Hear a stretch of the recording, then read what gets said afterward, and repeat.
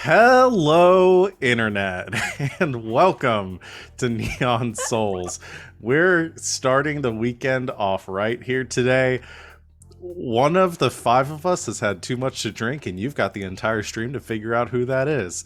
Thanks for joining us here today, y'all. We're here to play some more Fate in a sci-fi swashbuckling adventure. I God, I'm so thrown off right now. I'm gonna go ahead and announce things that we have going on the channel, and then let my players introduce themselves, and then we're gonna get started. So this weekend coming up, you can join us tomorrow for our next stream if you like what you're seeing here tonight. I'm going to be running a game called Saturday Night's Mistborn. We're playing the Mistborn RPG based on the novels by Brandon Sanderson. You can come hang out and join us for that at 5 o'clock Eastern Time tomorrow afternoon, evening, night. Otherwise, our schedule through next, I think, into next like Tuesday pretty much will be normal, and then we're going to be dark for the holidays next week. Dark for the holidays, it sounds a really good horror movie centered around Christmas. I'm gonna write that down somewhere. Anyway, yeah. So yeah, you can join us for Slang 201 on Sunday, and then Monday for the Forgotten, and Tuesdays for Tabletop Tuesdays, and then enjoy the holiday. That's pretty much it for announcement stuff. We have merch. You can buy merch through the links below our faces if you're watching us live on Twitch.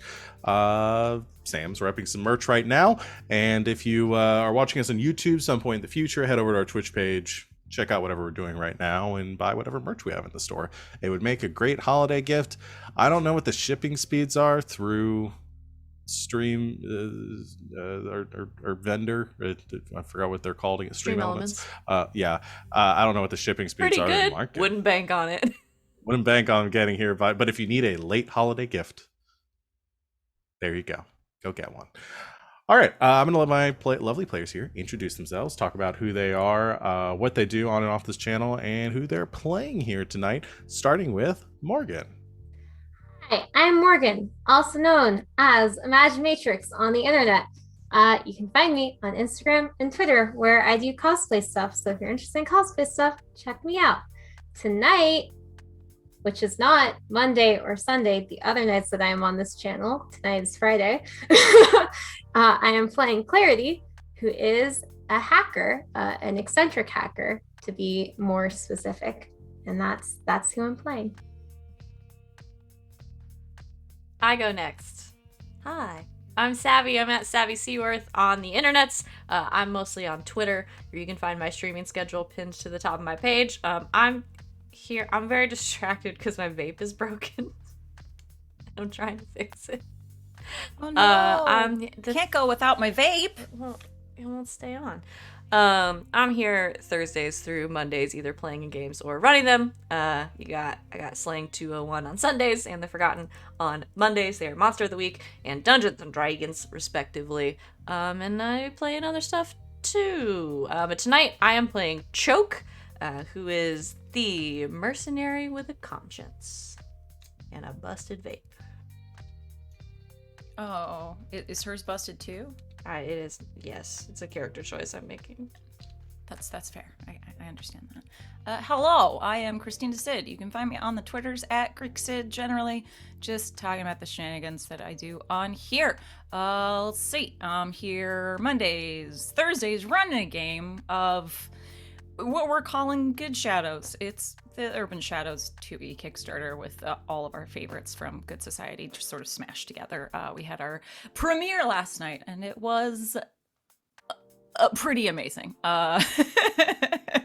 Good times. But yeah, I'm here Fridays, hello, and then every other Saturday and on Sundays too. It's a good time. Tonight, I am playing Impulse. Impulse is a cunning fashionista negotiator.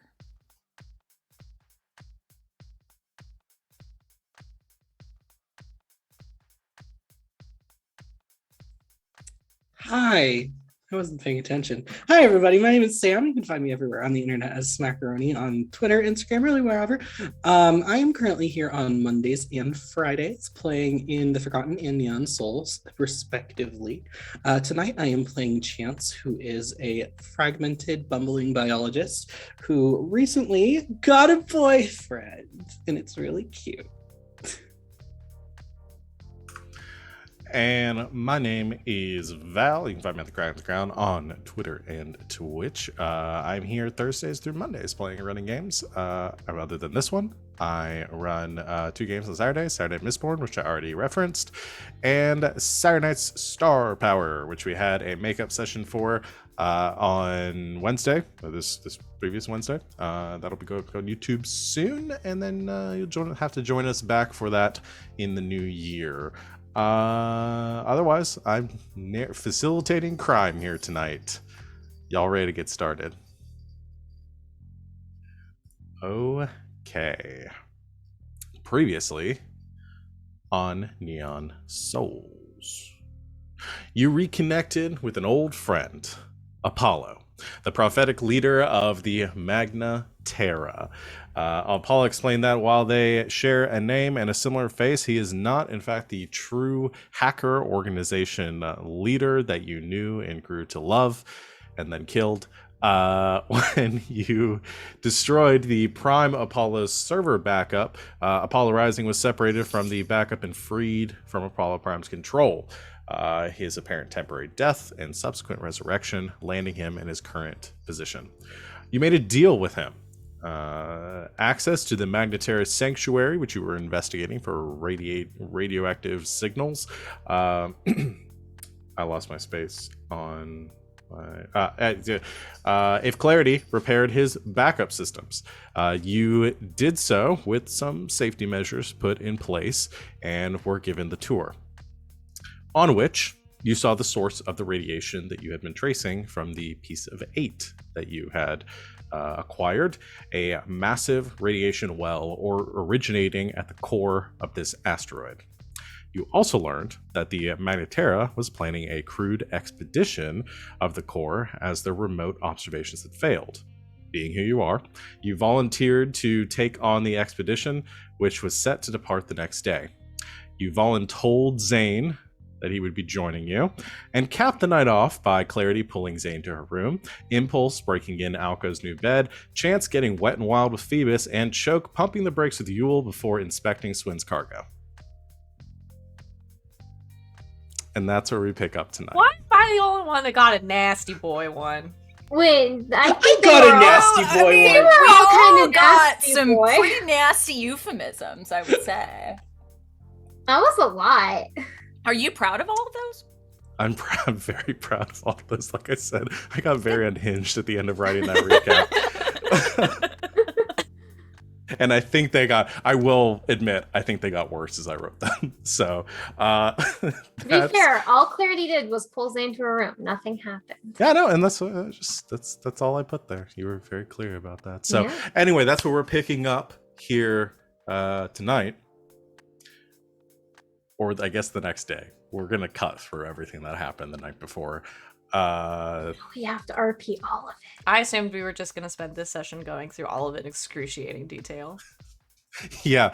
Did you put the X rating on the stream for tonight? It didn't even turn okay. the stream Cool. Let me pump on the Barry White. Let's get into this. Oh, the energy did not stop. This is the same energy. Oh, Lord. I'd like to maybe set the scene. So you are, you have a little bit of time. The expedition was set to leave today. You've agreed to be on it, and then it would, when it left, I don't think I gave you a specific time, but You probably did have say a couple of bright and hours. Yeah. So maybe we pick up with a scene of the four of you with Zane in transport, all of you like shoved into one like space Uber as you're heading to the Magnetera Sanctuary. How's everyone feeling this morning? Already feels great. Smash cut to like right before they got on the transport. Impulse quietly tiptoed over, gave Alco a little kiss on the temple because he was still sleeping. Took the little compact mirror that he gave her and put it in her pocket, and then snuck out. Flashback back to the transport. Anyone else have any flashbacks they want to do of their morning activities? Okay. Everyone got plenty of sleep, though? Responsible adults? Enough sleep. Everyone got a solid 3 or 4 hours. Okay. Clarity slept great. You are riding over in this automated vehicle on your way to the Magnetera Sanctuary, which takes you through the gates and straight into that up to the like facility bay doors that kind of slide open from this seemingly like singular piece of metal. Like it looks like this big I think I said hexagonal warehouse. It's like about like 80 feet tall, and it goes like several hundred yards in either direction, but one of the sides of it slides open, revealing a pressurized distortion field sealed atmospheric bubble that it passes through, and then lets you once the automated vehicle pulls in and you begin to step out of it, you are greeted by a couple members of the Magnetera in their pure white regalia, headed at the front by Apollo, who actually I'm going to put on some a little less. This music's a little too chill. Let's go with, how does Space Conspiracy sound? Appropriate.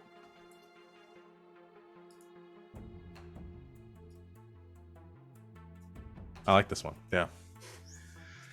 We'll see if it gets, if the bass drops at some point.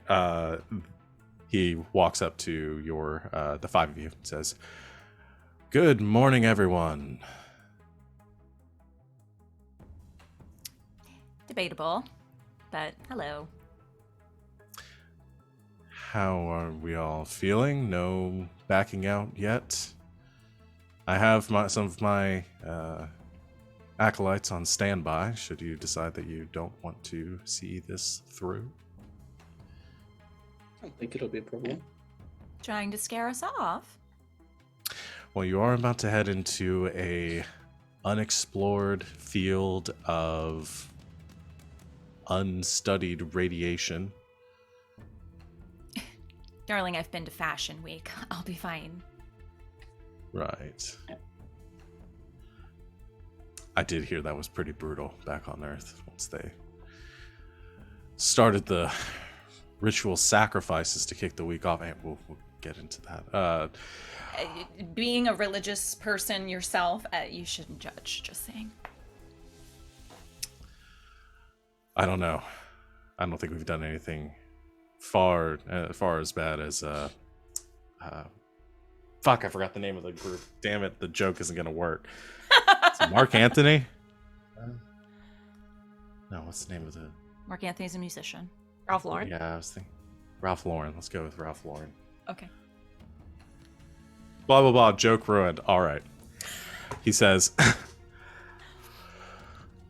well, we have some decontamination procedures to put you through, some preliminary medical screenings, and then we'll get you situated with your equipment for the journey. Should have you up and running in about an hour. I have a holding room that you can wait in while we get everything going. Please follow me. And he leads you back into the facility, following these smooth, fluorescent white lit hallways with these golden floor lights kind of guiding you through the center. Surrounding, kind of curving around for a while, following the circular nature of this hallway until you reach a set of doors which slide open, and he leads you into a small, sparsely furnished kind of waiting room.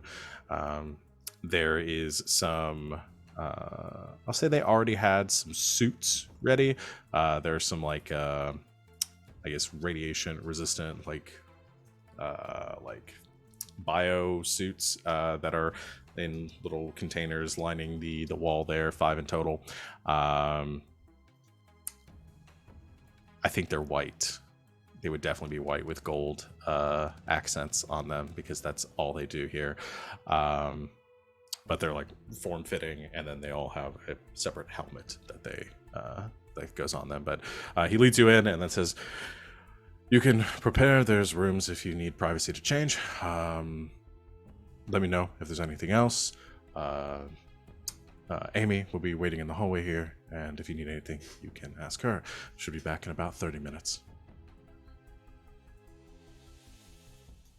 And if you need anything to eat or drink, you know the deal." And he gestures to a small like table in the corner. That looks Joke's similar already to one messing that with you the were at table. before. Yeah, I figured. Coffee. Coffee? Coffee falls down.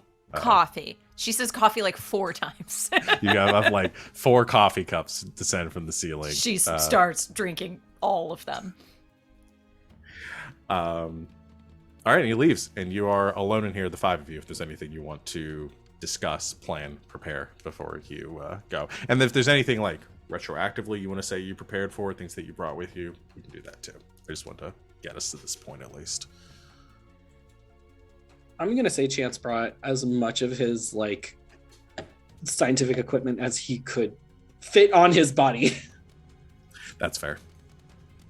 Yeah, you could bring a bag with you too. Like there's, you are on this as experts in your own rights. So there's some things. Quarters are going to be tight in the vessel, but I'd say there's definitely going to be some space for equipment if you need to bring anything, including weapons if you wanted to bring any weapons with you. I mostly say that for Choke. I have many guns. I brought my stupid useless pulse gun because Chance, for whatever reason, carries weapons that can only not hurt people. Well, it's like the first rule: do no harm. You're not a doctor. You are a doctor. Not a doctor. You're a doctor. Okay. Just a scientist. Just a scientist. Brought hacking stuff. Okay. Impulse is just like admiring her form-fitting white outfit in a mirror. Feeling pretty good about it. I could get used to this. Choke visibly hates it. I'll say there are adjustments if you want yours to be less form-fitting, baggier. I think it's like one of those things like a vacuum seals to you, and you. Oh no, it can be form-fitting. It's just white. Oh yeah. Yeah. Someone in her position generally doesn't wear white. Black hides blood a lot better. Zane has been getting ready too, and is sort of fidgety and says, "So I don't know if I really got the full picture. Why are we here again?" See down there?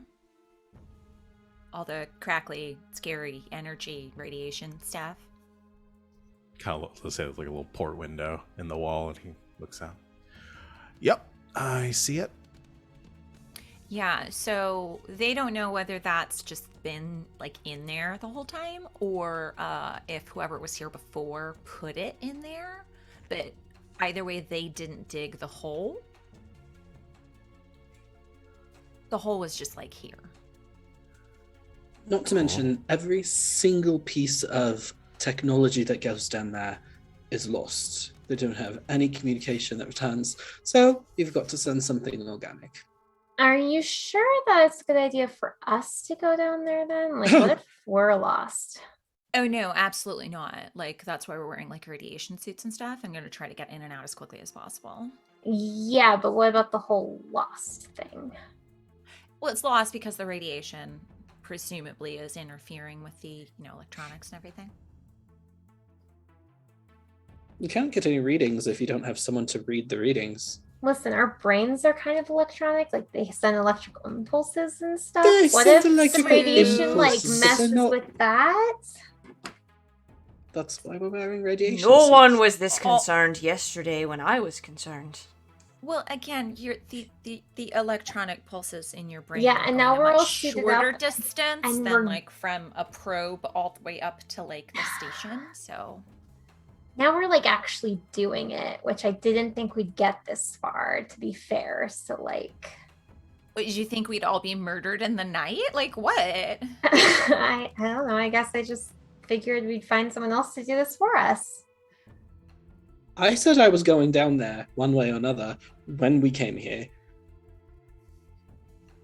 Fine. Choke is usually hard to read, but right now she looks like she wants to bash her head into the table. And you wanted me here for my technical knowledge? More or And less. on the plus side, if we die together. So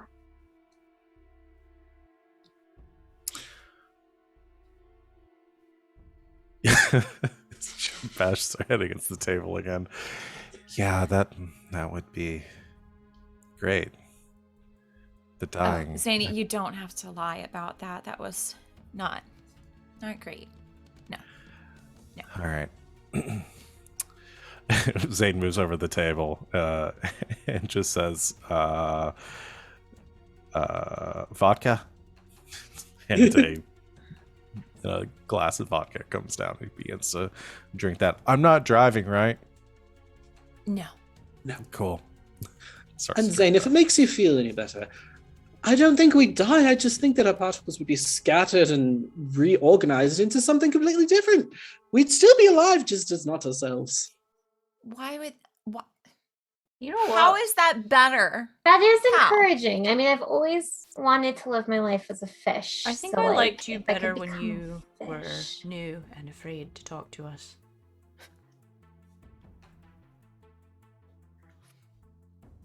So we could end up coming out of this as some sort of 5-headed space demon. That I mean, would it's be just a so cool. Hypothesis. It's not something that is likely to happen. I think what's most likely to happen is we're going to go down there, find something that was there, and bring it back. But, I mean, anything's possible. All right. Downs the rest of his vodka. I'm gonna get dressed then.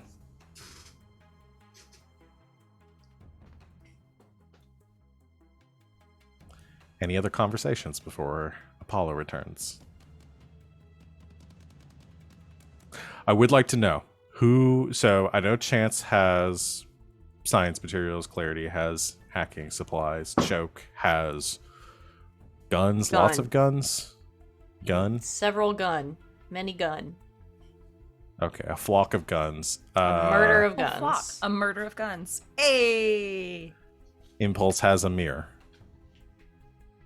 I mean, for sentimental reasons. Also, It all was of her earned a bit- notes. Yeah, all of her notes from like talking to Blue and everything she's picked up about all of this pirate lore. All right. Sometimes you say names of people, and I know I should know who they are. Blue was the like grizzled pirate person that Impulse talked to at the bar. Right, You right, weren't right, right, in right. To be that fair, game. yeah, you weren't there for that session, so it's totally I remember understandable you might talking not about remember. it though, but I was sitting Yeah. here going, "Who the fuck? Who the fuck is that? What kind of Fallout bullshit?" Can I add like 3 specific things? Sure. Okay. I want to have a foil shock blanket. It's like a thing. It's the thing that you see people in like crime dramas that have them over that thing. A weighted blanket. Yeah. Okay. Yeah. Okay.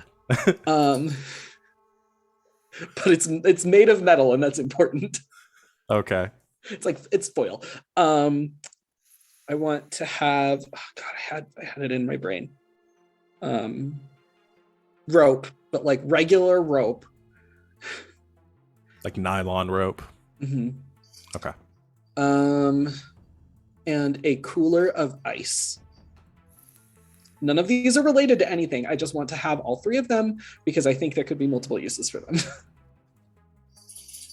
This is getting into some D&D level shit. As someone who has lost a limb more than once in this game, I support this action. I love when y'all prepare for serious bodily injury to befall you because I feel less bad about befalling that serious bodily injury. So The ice is for injury and drinking water if we need it. Yeah, you can. Arm chopped off. I'm gunning for another. I had my metal arm ground up by a big robot mouth. Okay, yeah, you can have all this stuff. I'm not going to make you roll resources for it. That's pretty cheap things to have. Anybody else? We good? I will also like to have knife in addition to gun. I assume you always have knife. Okay. Yeah. Just in case. That's fair. All right. It's our gearing up our Batman style gearing up montage. Complete lots with ass shot. Yeah. Yeah, lots of focus on butts and nipples. And you. I'll show you Batman Forever later, Morgan. It's okay. That's an old folks Batman It's reference. a real Wait, no, old- I've seen that Batman. Yeah, like young and actually attractive Val Kilmer. Yeah. Oh. Yeah, I love Val Kilmer. I prefer the Clooney one. Have you seen the movie Top Secret with Val Kilmer? It's a good movie. Okay, anyway. Okay. Seen the movie Top Apollo. Gun with Val Kilmer. Val Kilmer's the top. We get it. You all walk in. Yay! I love Friday. Marker Val Kilmer is a top. I'm gonna tweet that at him. Please do. Apollo enters the room, the same attendance as before, and says, "Well, you all look great. All right, we have the medical testing next, so let's go do that. Get you in decontamination. Got your suits, and we've got the ship is currently charging, so we'll be ready to leave here very soon. Yes, you don't have to raise your hand. You can just ask questions. I didn't want to interrupt. Can I go first? For medical screening, decontamination. My screening's gonna take the longest. Do you have any pre-existing conditions we need to note down? My DNA is not all human. That would be important. Make a note of that, Susan. And one of the attendants begins to write that down. Just blinks lizard eyes. Like, So you go through the medical screening. They spend a lot of time on Choke. it takes a very long time, I imagine. Yeah, they're very interested in that. You get asked a lot of probing questions about how, why, I where, imagine when. she doesn't know the answer Also to how. most of them. Also, why? Yeah. Do you tell them about Razor? And no. Okay. Not by name. Okay. Just a doctor did this to you to Consensually. Consensually. to fix your nerves. Yeah. Oh right, my terrible nerve damage that I had. Yeah. Forgot to list that one earlier. Yeah. Is They the make cooler notes of all big your enough cyber. to fit my whole body in it? Because that might be a problem later. They make note of your cybernetics, and they seem to be pretty Wait a assured minute. that as long as you're what? No! Talking about chopping me up. Sorry. Joke's body was normal, except, just broken in half. No, sorry. Put me in the freezer like that guy from season 1. What they say is that your cybernetics shouldn't be. You shouldn't have to worry about your cybernetics because if the radiation is getting to your cybernetics, it's gotten to your flesh bits too, and you're going to be dead at that point. So they say fair. as long as you keep the the rundown they gave you through this and the screening, and they're going over stuff, is that the shield, the ship itself that you have is shielded from the delta radiation, that they have done extensive tests and they have been able to acquire materials that will actually block the delta radiation. Not much will, but the material that this facility is built out of and the material that the ship is built out of all do that. They say they give a lot of long names, some sort of composite of a few different metals that goes through some very specific testing, some specific processes, and so as long as you're in the ship, you'll be safe. If for some reason you have to leave the ship into the field, the suits that you're wearing will provide enough of a insulation from that to keep you alive for about 20 minutes. By their best guess, 20 minutes is what they recommend. Say anything beyond that, you might be able to survive a little bit longer, but you're probably going to suffer some long-term consequences from that. Now, when we go back in the ship, does that like reset, or is this like bulletproof vest territory? No, they say that's about one-time use. 20 total minutes until the synthetic blend that it's been created from deteriorates to the point that it no longer blocks the radiation. So to not leave the ship unless you absolutely have to, and don't stay out of it for very long. So yeah. Any other follow-up questions for that? Okay. You go through your screening, decontamination. They inject you with a few things that they say might help if the help you survive the radiation should you be exposed to it for a little bit longer. Again, not advisable, worst case scenario. And they give you, I'm going to say they give you one additional piece of equipment to bring on the ship, and it is essentially is a disc with a smooth side to it. And they say if for some reason somebody is exposed to the point where they're starting to feel the side effects of the radiation, where things are getting that bad, they do have one of these it's a prototype that you fix it to the chest plate of the suit, and it'll provide enough of a essentially like an emergency detox for the radiation. It's not recommended because that you rely on this, because again, it's a prototype and they don't know what other sort of side effects it might have. But in a worst case scenario, they figure it better for you to have it than not have it. So somebody can hold on to that if they want to. I'll hold on to that. Okay. Yeah, again, it's a piece of metal. It's got like a button on a couple of buttons on the front side, smooth on the other side, except for on the smooth side of it. It's got a number of like pinprick little holes around the back of it that you can just barely see a bunch of needles on the other side of it. So yeah, it's probably won't feel too good.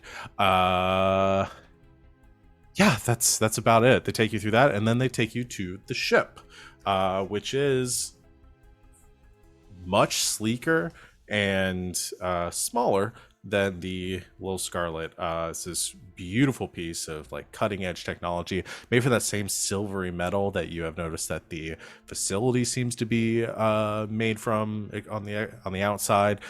Also reminds you a lot of what the little disc that you have, the piece of 8, seems to be made out of. It has a lot of like external like modules and stuff attached to it. But once they open up the what's the word I'm looking for? The hatch into it, you see it is very cramped on the inside. There are 5 seats, and they are all like shoulder to shoulder with each other, with the pilots at the front, and then 2 and then 3 behind it. So it kind of forms like a triangular pattern on the inside. No walking around room. This is like Apollo project style efficiency, just as many people as they can cram into there.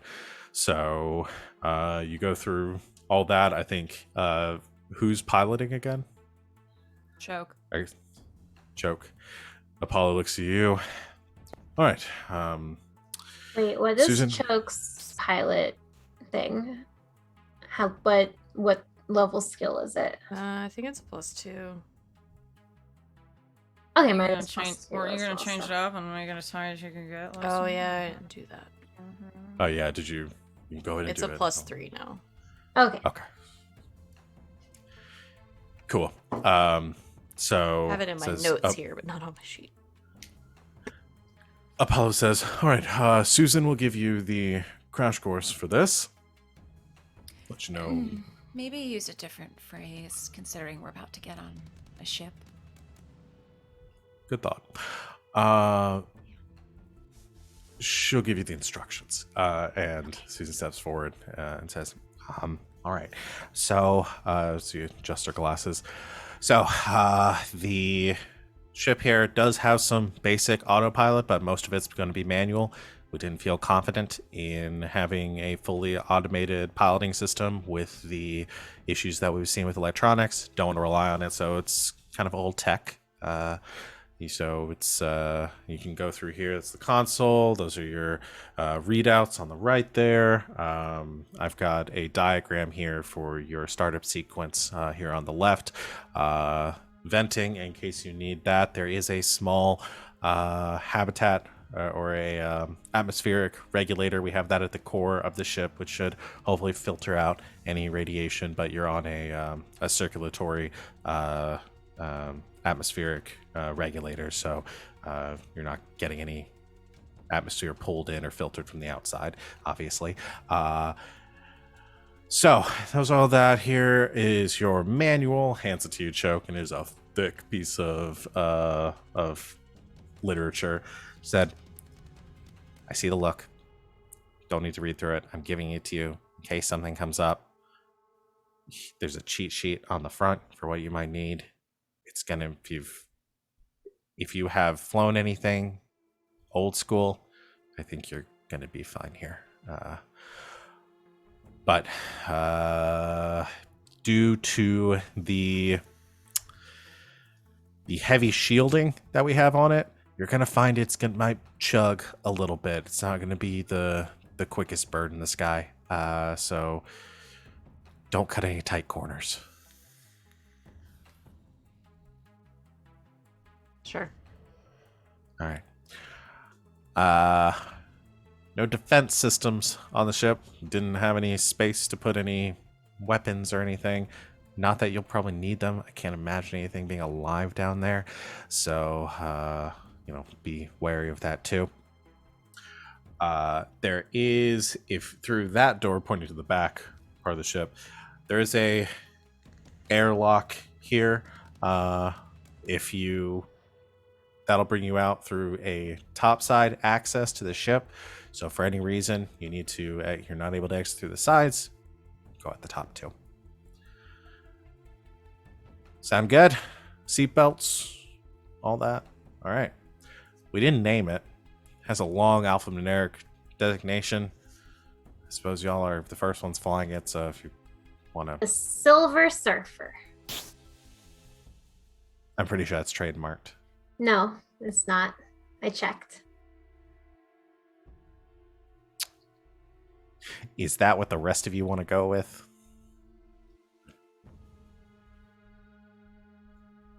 I actually could not give less of a shit.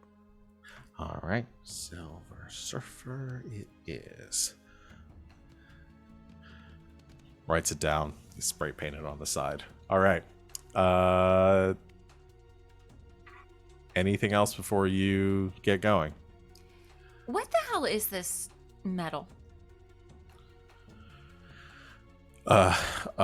Susan says, it's a long story. It's something we've actually mined from the rock of the asteroid itself, since it seems like it's the only thing that's able to shield from this radiation. So mined it, processed it through our own facilities. Again. So this asteroid not only houses this epic level of radiation, but also is Contains it, containing yeah. it. Right. Maybe no more big holes until we get back. Again, we didn't create the big Well, hole. I know. I'm just saying, don't add any. We'll do our best not to. Nepal says, yes, we'll plug up any others as they appear, same way we did with this one.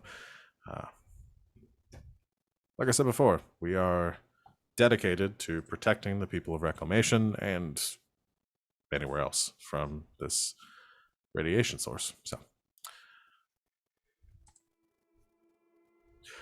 all right. Well, we'll begin our countdown sequence. You can go ahead and enter. There's be a lot more fanfare here too, but we've kind of put this together on short notice. So, congratulations, best of luck, break a leg, and we'll see you on the other side. We'll be in communication with you for a short time as you enter, but we found that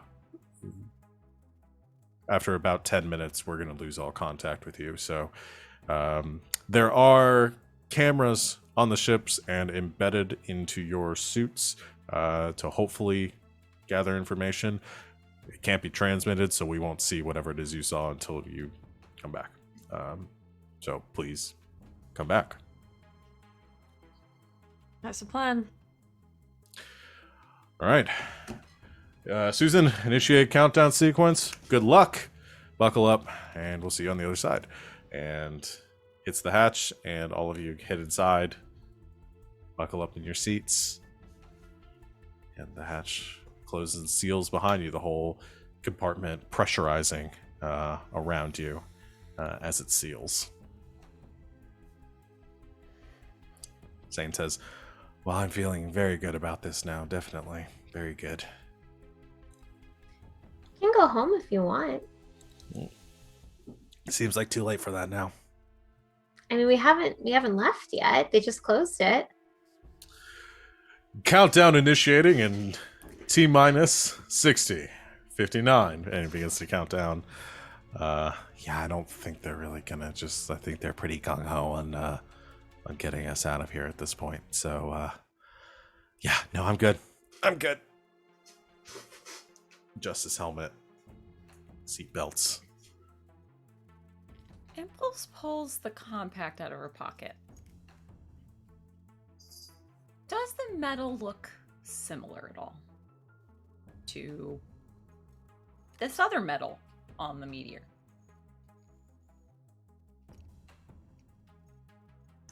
I don't think so. I can't think. No. Just I was imagining it's silver, like true silver or gold. So cool. Yeah. So countdown sequence finishes. You hear as the engine has begun to power up, and the slight bit of remote access they have the system powering up the ship. Choke going through your launch sequences following the diagram, and the room is sort of cleared out by all personnel as the bay doors open. And you see that goldish, greenish, like those tendrils of this radioactive substance that are kind of licking at the base, at the bottom of this base here, kind of surrounding and moving around the this energy field that is protecting the inside of this facility. But you watch as the blast doors have opened up, and the metal parts that doesn't look like it holds it for very long as the radiation begins to sort of like move into the room as well and kind of around the ship. However, at that point, Choke, you can hit the throttle and the ship begins to push forward through it. And I imagine that tentative holding your breath as you're waiting to make sure the ship holds out. It doesn't like sputter or anything. You don't make like physical contact. You don't feel any turbulence from hitting it. It is truly just energy, just having this like sort of weird visible pattern to it as you pass through it and deep down towards the maw of this glowing chasm beneath you.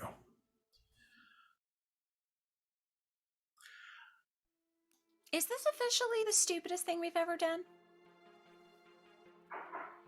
I mean, there are a couple of like close rivals, but I think this might be officially the stupidest thing we've ever done. Yeah? Most reckless, quite possibly, but not stupidest. Well, then what would you qualify as like the number one then? The number one stupid?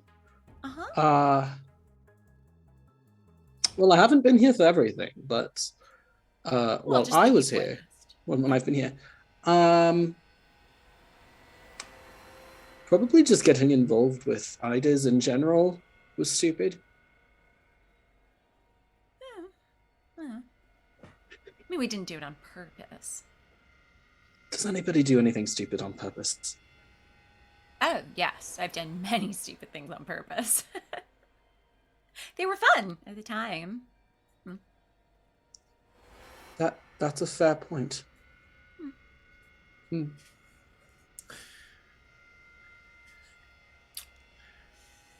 As you are passing through the surrounding, these tendrils, these, again, it's beautiful. It's like the coloring and the way it moves and sort of like hypnotic in this pattern.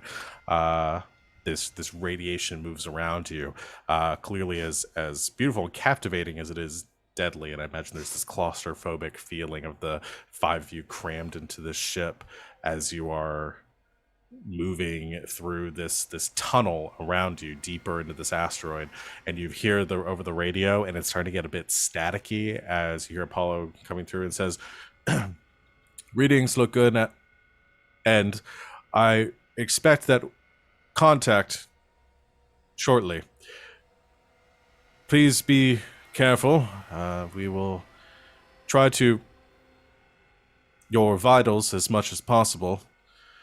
If you start to notice any signs of, please begin to return immediately."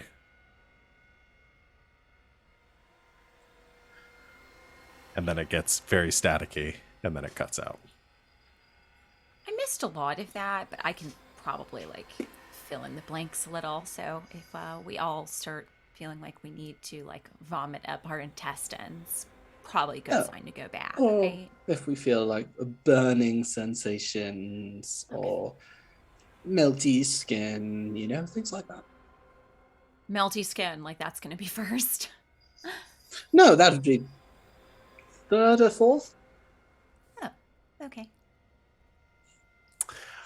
All right. You're traveling for the next 10, 15, 20 minutes further deep. I imagine Choke maintaining a very careful speed. The ship doesn't go that fast, but I assume Choke isn't just like racing through here as fast as possible. You begin to notice a few things as you're passing through, or as you're heading to this tunnel. Again, the smooth rock surface continues to stay the same without any interruptions. You don't see anything jutting out. It looks like, again, something deliberately mined into here, and it's been very well maintained with no geological shifting as far as you can tell. What you do see in front of you as you proceed, though, is you begin to notice small objects sort of floating in the zero gravity environment around you, or in the microgravity environment around you. First, it's like a small drone, and then a couple of others. And then you begin to notice some other bits of like debris, tech, things that have clearly been sent down here and then were lost along the way, all just sort of perpetually sort of floating in this space. And as some of the light tendrils whip in front of the ship and in front of the display here, the one thing I'll mention too is the readout that you are getting on here. There's not like a glass shield in front of you. Like, it is a digital readout of what is in front of you, coming from like a camera that is on the front of the ship, because they can't have anything that thin there. And it kind of like, there's been a couple times where it's sort of like flickered to static a little bit, made you very nervous, but immediately came back. And when one of those happens and some of the light moves in front of you, you begin to notice some very large pieces of debris floating in front of you. Choke, I'm going to need you to roll piloting to try to avoid them.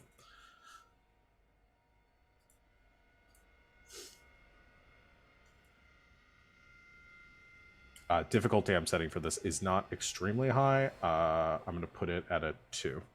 Rolled a 5. Oh, nice. So that's a success with style. You describe to me what choke does. I think in what is probably the most precise and carefully anyone's ever seen Choke do anything. This is normally very precise, but not at this speed. But I think isn't talking, like, is just totally like zoned in, and just very carefully kind of skirts. I don't want to like get. I think she probably doesn't want to get like trapped like in between like large pieces, so just very slowly starts to turn and kind of like skirts kind of around as much Okay. as she can. But yeah, it's probably slow going, but she's like focused in, like not talking, just like.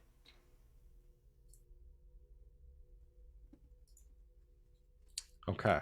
Driving on through. You all you all feel the kind of lurching of momentum shifting as Choke is expertly weaving around this this debris. I think you gain with overcome an obstacle. I think you get a boost too when you succeed with style. So you do. Well, I'll give you a boost for this situation. We don't have to name it, but you can utilize it at any point when you're piloting here. I think you're just like so in control right now and focused that you're ready for anything else to come. And eventually you skirt around all this debris, and then the debris field seems to clear. Everything sort of smooths out.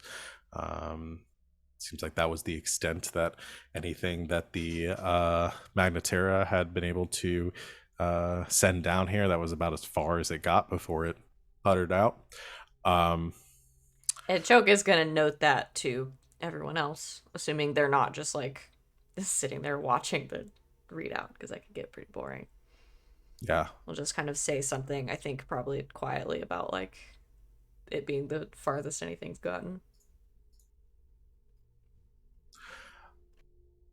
That's a good sign. And our electronics are holding up. So far, a couple of flickers, but I mean the little scarlet's done us worse. Any idea how much further this goes? Nope, not a clue. Great. It's an adventure, right? A little bit more time passes, and things are a little bit boring. I think you've been flying through here for close to like an hour now, and things are just more of the same. The lights that are moving in front of the ship and around it gradually become less entertaining and just eerie in the silence. And you begin to notice something else ahead, Choke, but this doesn't seem like debris. It looks different, and it comes with the readouts, and you focus on it a little bit until it comes into it becomes clear in front of you, and you begin to notice signs of what looks like metal along the sides of the tunnel, but not like metal deposits, but like worked metal, like reinforcement, like plating to the like metal bars that encircle the interior of the tunnel that have been constructed and placed here. like beams. Yeah, like beams. Mm-hmm. Okay. then I think from the pilot's chair there is just kind of a what the fuck? What? What does it? What you see? Come look at this. Bum rush in the cockpit. Somebody built that. Well, that makes sense, right? If this hole was purposefully dug, so probably reinforcing a tunnel, right? It also means that they were able to get something down here and stay long enough to build something. And whatever was here was either put here, or they had the technology to block themselves from it. I mean, someone had the technology to put like that extremely radioactive little bit into the thingy, so makes sense. Means we're close, right? Gotta be. And you're noticing as you move past the first bars, like there's more as it goes, and it becomes like more plates are put in. There's more like construction here the further you get, until you get to the point that actually all of the rock walls of the tunnel are covered in these metal plating until you're just going through a metal tunnel further into the rock. And you don't see any signs of rust or decay or anything that's broken down here. It all seems to be in fairly good shape. I don't know if we can. I mean, Choke probably can't tell. Does it look like the same stuff that the ship is made out of, or like the metal they were talking about before that they found in the thing that they were mining from the asteroid? Yeah. That's a good question. Huh. Like, I don't know that Choke could tell past like, oh, it's the same color, but Chance, is this the same stuff? Chance. Well, yes, huh? Yes. Well, I can take a look. Yeah. I'd say investigate would be the closest. Here. Cool, I can do that. Sure. Okay. It is going to be difficult because you're just doing this based on sight. I'm going to put this at a 4. Okay. I'm trying to get less nervous, less skittish about making the difficulties higher. I'm so skittish about that. I make I rolled a 3. You could use one of your. You could invoke an aspect if you wanted to bump that up. Let's see. If you have any aspects that are applicable. Scientist here. Man.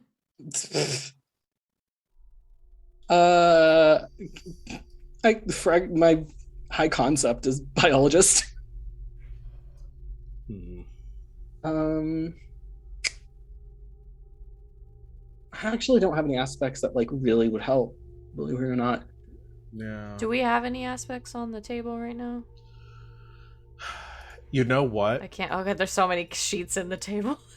there are so many sheets in the table. The table. Oh, hold on! I have a stunt. The that? power of deduction. Once per scene, you can spend a fate point to make a special investigate roll representing your potent deductive faculties. For each shift you make on this roll, you discover or create an aspect on either the scene or the target of your observations, though you may only invoke one of them for free. Let me read that. That lost me part of the way through it. Yeah. Power deduction. Okay, so that is for each shift you make on this roll, you discover create aspect. So that would require you to have succeeded on the roll, and then you could create an aspect to. Yeah. Someone help? What? Well, I'll give you a couple things here. I hadn't put any aspects on the table. I actually don't think I have an aspect sheet on this table. No. I need to create one. I will do that. While I am doing that, though, I do think that the ship itself, it has a lot of scanning technology. They've given you a lot of things to do readouts and to gather information on what you find. I think we can invoke that as an aspect here to try to, if you're going to try to use some elements of the ship to help you in this role. Yeah, we'll do that. So, all right, if you spend a fate point, then you can do that. Cool. I do that. It is done. All right, I put an aspects sheet on the table for y'all that we can add, and I'm gonna add, we'll just say high tech research vessel as an aspect here that y'all can invoke to your benefit. Can I put my boost on there? Yes, you can do that right now if you want. You just put boost joke. So you use, imagine Chance going over to some of the panels and stuff and running some readouts, and there's like some scanning that does, and a couple of pings, and then you look at the full like readout, and as you're going over it, yes, this does look like it was mined through from the same metal of the asteroid, that sort of has naturally found here, deposited here. But it does not look itself completely identical to the metal that the ship is made out of. It seems like it is a slightly varied like composite of it, like Okay. like a rough draft, or like somebody found a different way of making it, and so you imagine it might have the similar effects or the same effects, but maybe was easier to mass produce this way. Okay. Either way, yeah. Similar, not identical. Gotcha. Okay. Well, it looks like this is a similar alloy of the same material that the asteroid and the ship are made of, but it's slightly different. I can't tell exactly what is different about it. Maybe it's mixed with a different submetal, aluminum versus iron, something like that. Or less refined than like what the ship's made out of? I would say less refined, more. Imagine, if you will, that you have a Ralph Lauren purse. This Ralph Lauren purse is the ship. Our ship. This is a Ralph Lauren knockoff. Does all the same things, looks exactly the same, isn't the same thing. Huh. So are we talking the same like human sacrifice power as like a Ralph Lauren, or? No, not the same human sacrifice power though. Oh. Just the same. Well, if the human sacrifice power was applied to the Ralph Lauren and the Ralph Lauren knockoff, then yes, it would be the same power, but different sacrifices. One was a chimp, one was a human. Choke is completely lost. Choke is probably a little lost right now because the monitor in front of her, the display, just started beeping. And there's like a readout that says movement detected. And like on the display, I think highlighted in these like red reticles, you see a couple of spots in the tunnel in front of you where on the wall something starts moving, and you see, well, I think it's pretty easy to, like, it flickers for a second, it kind of gets grainy, and then the ship display stabilizes, the picture stabilizes, and you see turrets mounted to the walls of the tunnel, and you see these red like guidance beams that begin to flood in your direction. Clarity. Yeah? Turrets. Do you want me to do something about them? Yes. Oh, fuck. They begin to fire. Choke, I need you to roll piloting Yep. to evade. Fucking hell.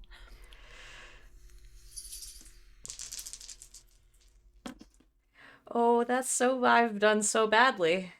Oh no. Oh no. That is a 0. Do you want to re-roll? Yeah, I or... would love Use to your actually. boost. Well, okay, you can use the boost for free. If you would What's like my to. difficulty here? I need to roll for the turrets. That's right. Because if the Sorry, I two's forgot not gonna this get is- me there, I'm gonna re-roll and see where I go. Because I Uh, rolled 3 negatives. Sorry, you said it with such confidence that it was a failure that I just in my mind. Well, was it like, was "Oh, a it's failure." 0, so I feel It like was. pretty confident All right. that Let me, I'm not confident. Jesus.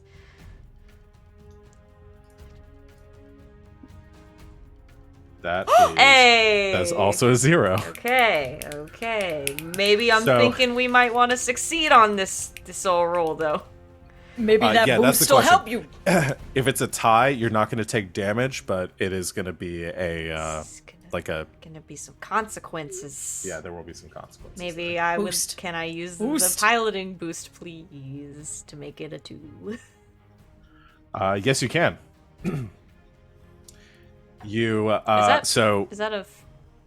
Do I have to pay to use a boost? Is the boost behind no, a I think the paywall? boost is That's- free. Okay. Yeah. Because it's from the roll. Yeah. Okay. I'm But gonna it's take it gone. off. Yeah, I'm taking That it was off the your list. one. Yeah. You pull on the console, and the whole ship begins to pivot, go into a massive barrel roll. Just as you see these thick beams of crimson red and black lasers go streaking in your direction, like burning with fire as they blast. You can see the heat trails that are left on the walls to either side of you. Don't seem to cause any damage to the walls, but they seem to severely heat them up to the point that they are like glowing red hot as you begin to pass through. I assume hitting the throttle a bit harder to accelerate. Yeah, a little faster. Good. Let's go faster. Yeah, but you watch as you accelerate too. There are some display readouts for the sides and back of the ship as well. You see those turrets kind of shift, and then they begin to like glide down the tunnel, like they are following you, maintaining pace with the ship as they are seemingly following some sort of rails or like magnetized to the sides of the tunnel as they begin to prepare for another volley. Okay, if anybody could do something about turrets, that would be super great right now. This thing doesn't go any faster. I got it. Give me a gun. I got it. What are you gonna Joke. do? Lean out the window? I can go at the top No. for less than No. 20 minutes. Total. No. I can do it. Hi. Do you, Have I do you want me- connected to Wi-Fi? I mean, they have to have some sort of energy source. Do it. I Please. hacked Okay. them. You're gonna try to I hack try to one hack of the them. turrets. All right. There's a couple of things that are working against you here that are going to affect the difficulty of this Oh, check. no. This is going to be an overcome roll. One is the radiation causing the distortion. So if you're trying to remotely hack into the turrets, you can hack into one of the turrets and try to take control over it if you would like. So Make it let's shoot the other one. So let's go ahead and roll. I guess technoscience would be the roll here. Why do you never have me roll hack? Oh, sorry, hacking. Sorry, not hacking. I forgot that I made hack a skill here. I was so distracted by the music having stopped. Yes. So yes, you can roll hack. The difficulty I'm gonna set for this is a 4. I hope you know that I've never rolled above a 2 in this game, so Roll real dice. I rolled a 3. Okay. You have fate points. I guess I'll spend the fate point to invoke an aspect. Which aspect are you invoking? Hack your brains. Or eccentric Okay. hacker. I don't know which one. You essentially have 2 that work. I think eccentric hacker works for this. That's your high Okay. concept, right? Yeah, you can bump that up to a 5, so that is a success on that. So yeah, what I will give you here is you watch as like one of the turrets kind of, all four of them are powering up, and one of the turrets suddenly kind of starts to power down a little bit as Clarity is taking control of it, and it sort of stutters a little bit on its trajectory of following alongside the ship. I want to shoot the other turrets with the first turret. Okay, I'm gonna say they're gonna get off another volley though before that happens. So Choke, I'm gonna need you to roll a. I'm gonna need you to roll pilot and defend. Way better than the last one. It's a -1 +3, 5. God damn! I rolled another 0. Ah, I succeeded so much. Let me check if you get anything on a defend roll when you succeed with style. Yes. So when you succeed with style on a defense, it works like a normal success, but you also gain a boost as you turn the tables momentarily. Yay. So you gain another boost. And the how do you boost be, think? look at me, I'm the turret now. How do you think you turn the tables here from like your navigation of the ship? There's not a lot of fancy stuff I can do because we're in a tunnel. Turret tunnel. Turret tunnel. I think. So we're going through, and Clarity is readying to shoot the turret with the other turret. So I think Choke has like laid off the throttle just a little bit more. It's like slowing down a little bit, and then at the last second, just guns it in reverse. Okay, so you like. So as the turrets are like tracking the shot, right? Yeah. She cuts it off. Yeah. So I think the whole ship like veers a little bit. You all sort of feel yourself, the G forces as. I don't think the ship has a reverse technically, but I think what happens is you like There's nothing cut to the break throttle, again. flip it like full 180, and then gun it back the other direction. Yep. So you all feel that extreme acceleration as your inertia shifts, and the turrets kind of track forward a little bit. All the beams, the 3 beams, sort of crisscross across the tunnel, missing the ship entirely. Clarity, you now have an opportunity to take a shot, which you can do with the turret. This will be a, what is it, weapons roll? Oh God. Yes, it will be. I think, let's see if you, I think weapons is what I have. Yeah, weapons roll. Okay. Oh God. Do you have any fun moves to let you turn like any other roll into like a hack roll or something? I mean, that could be fun. Let me see. That might be a good stunt to make later. You get the opportunity. Nah. Let's see. I just have inexplicable psychic powers. All right, well, let's go and roll with the 1. There's a boost on the table still. And some aspects you might be able to use. I got a 0. Okay. I don't know if the turrets, I guess they have to have a defense. Yeah, so I'm just going to roll 4 dice to defend with them. Oh.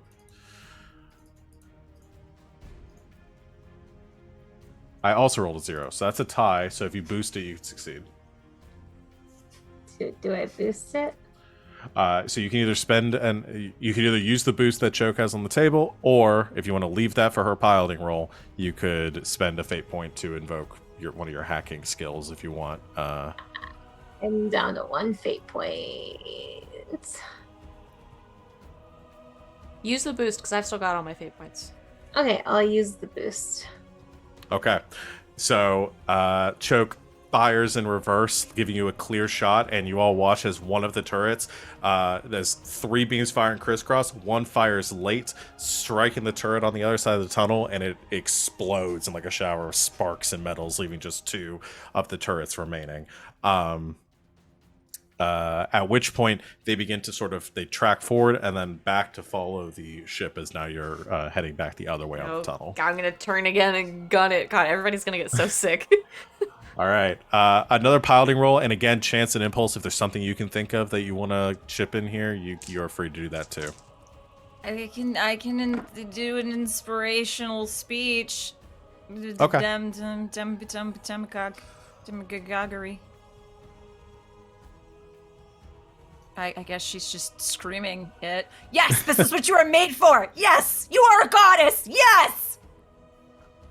What is your thing to? It's demagogue. +2 to rapport when you're delivering an inspiring speech in front of a crowd. If there are NPCs or PCs in the scene, you may target them all simultaneously with one roll rather than fighting up.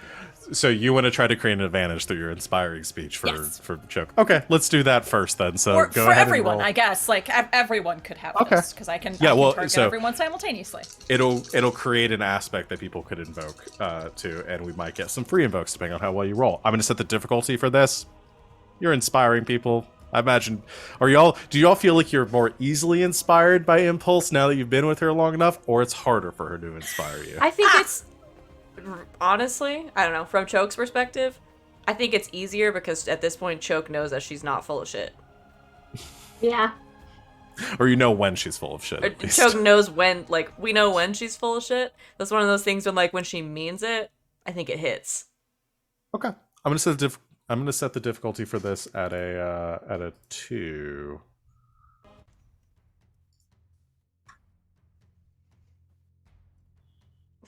Sorry, you changed the music at such a weird time, and so they were just quiet, and there was just like a huh. And then Okay. What I did is I roll is accidentally touched my earbud useless. and paused it. Oh, there you go. The roll is useless because it's 2 nulls and a plus and a minus, so they cancel each other out. However, my rapport is a +4, and I get a +2 from that move, so it's a 6. I should have made this a harder check. Okay, that is a success with style. So I believe this is a create an advantage, which gives you you get a situational aspect with 2 free invocations. So maybe we create a situational aspect of inspired, and it's got 2 free invokes right now.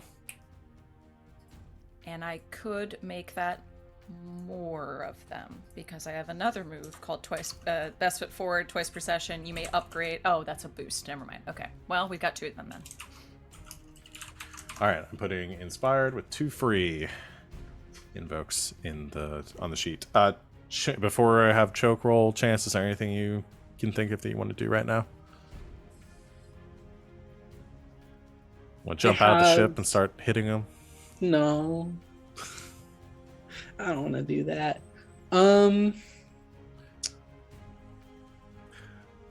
I created the airlock specifically in case somebody wanted to do that in this fight. In the specific fight? Yeah. I mean, can I try to, investigate to see if there's anything, looking for a weakness, looking for something that would, Sure. Yeah, we'll do that. Okay. Yeah, so this will also be a created advantage. It is, again, I want to emphasize this because we haven't done a lot of combat. Using your turns to create advantage for your heavy hitters to use for is a perfectly valid thing to do during it's very encouraged for you to do whatever you can to create advantages in these situations. So okay, so I'm gonna just investigate to see if there's any weakness here that we could Yes. Cool. All right, investigate. I'm gonna make this. Did you already roll? Okay, I was gonna make this slightly more difficult and put it at a 3. You rolled a 1. I did roll 1. That's okay. You could boost it you could invoke to make that a success if you would like, or you can leave it at the fail.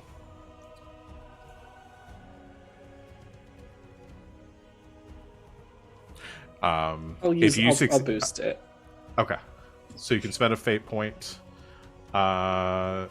And if you succeed on this, then you create an aspect with a free invocation here. So what I'll say is that Chance, scanning the tunnel, you do notice that there is a, I'll say there is a track that you can see. There's just like a slight groove in the tunnel, in the metal of the walls, and you can see there is a track that these turrets are running on that lets them move up and down the tunnel. Okay. So I'm gonna put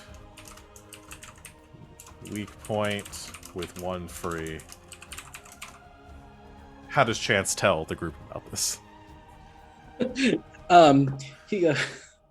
says, "Look, I think there's the turrets are on the track. Maybe we could do something to stop them moving on the track." Great, so do something. Right. Choke, another volley is fired as you try to reverse again. Okay. Is 1 4. 4. Okay. I'll roll theirs. I'm just pulling up random sheets so I don't have to type these in. Go away. They rolled a 3. So you succeed. Again, you reverse, avoiding the lasers. Everyone feels those G-forces there. And you go accelerating back deeper into the asteroid now as the turrets go to follow you. 2 active ones remaining, 1 hacked, 1 destroyed. Clarity, what do you do? Shoot the other one. All right, let's go ahead and you roll weapons again, and you got a lot of aspects that you can invoke right now to succeed. I roll weapons again. Yes.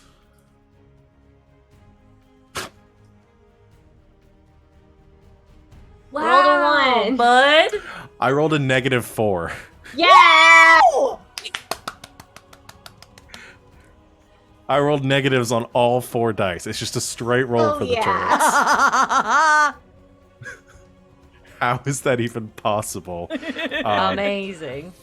Okay, so once more, you fire a laser beam streaking behind the the Silver Surfer and slamming into one of the other turrets, which explodes behind you, which leaves just 2 on the tracks on either side of you. 1 that Claire's in control of, and 1 final turret remaining as it begins to wind up for another shot. Unless there's anything anybody wants to do, we're just going to have it fire again before Clarity can take another shot at it, or unless somebody has any ideas for how they might disable it. Savannah has a look like she might do something. I have a bad one, but I also have a bad one. let's hear your Do bad the one bad first. ideas. 2 bads bad make idea. it good, right? That's how that I works. want to hear Chance's bad idea. Chance's bad idea is he's going to take the metal blanket he brought, wad it up, and shove it in the track, but he has to get out to do that. I was going to, because the ship and the walls are made out of the same kind of metal, and assuming the ship is made out of a better processed metal than the walls, just sort of grind the side of the ship up against the track and hope the turret got stuck. Both are terrible ideas. I love both of these ideas. Who wants to do theirs? Both are amazing, Oh, but I love both of them, but they're both bad ideas. I really worry that scraping anything against it's gonna puncture our ship, I though. know. Mm-hmm. Chance, you want to go for it? I'll do it. Do I'll it. do it. Do Let's it, do it. Chance! Do it! All right. What is wadding up the thing and So I brought a metal, like a Yeah. foil shock blanket with us, which is a blanket that you put over people who No, are in I know shock. what it in a is. form. I'm gonna take it, wad it up, shove it in the track that the turret is on, so that it stops and can't follow us. Then we're down a shock blanket. What if one of us is in shock? Yeah, Morgan, we'll I- deal with it because we won't be down an entire I ship. brought things that I knew would be weirdly helpful for this reason. I Just love put this. some I ice love in this. there. Before any of you can Put some realize, ice you on it, hear it'll like be fine. You all hear a Protect on it. thunk behind you, and you turn around to see that Chance has disappeared into the airlock. And then there's like an as Chance, you throw open the top hatch and pull yourself out. These tendrils of radiation swirling around you. Did And Chance you see like say he was gonna do this? Or okay, then I don't help.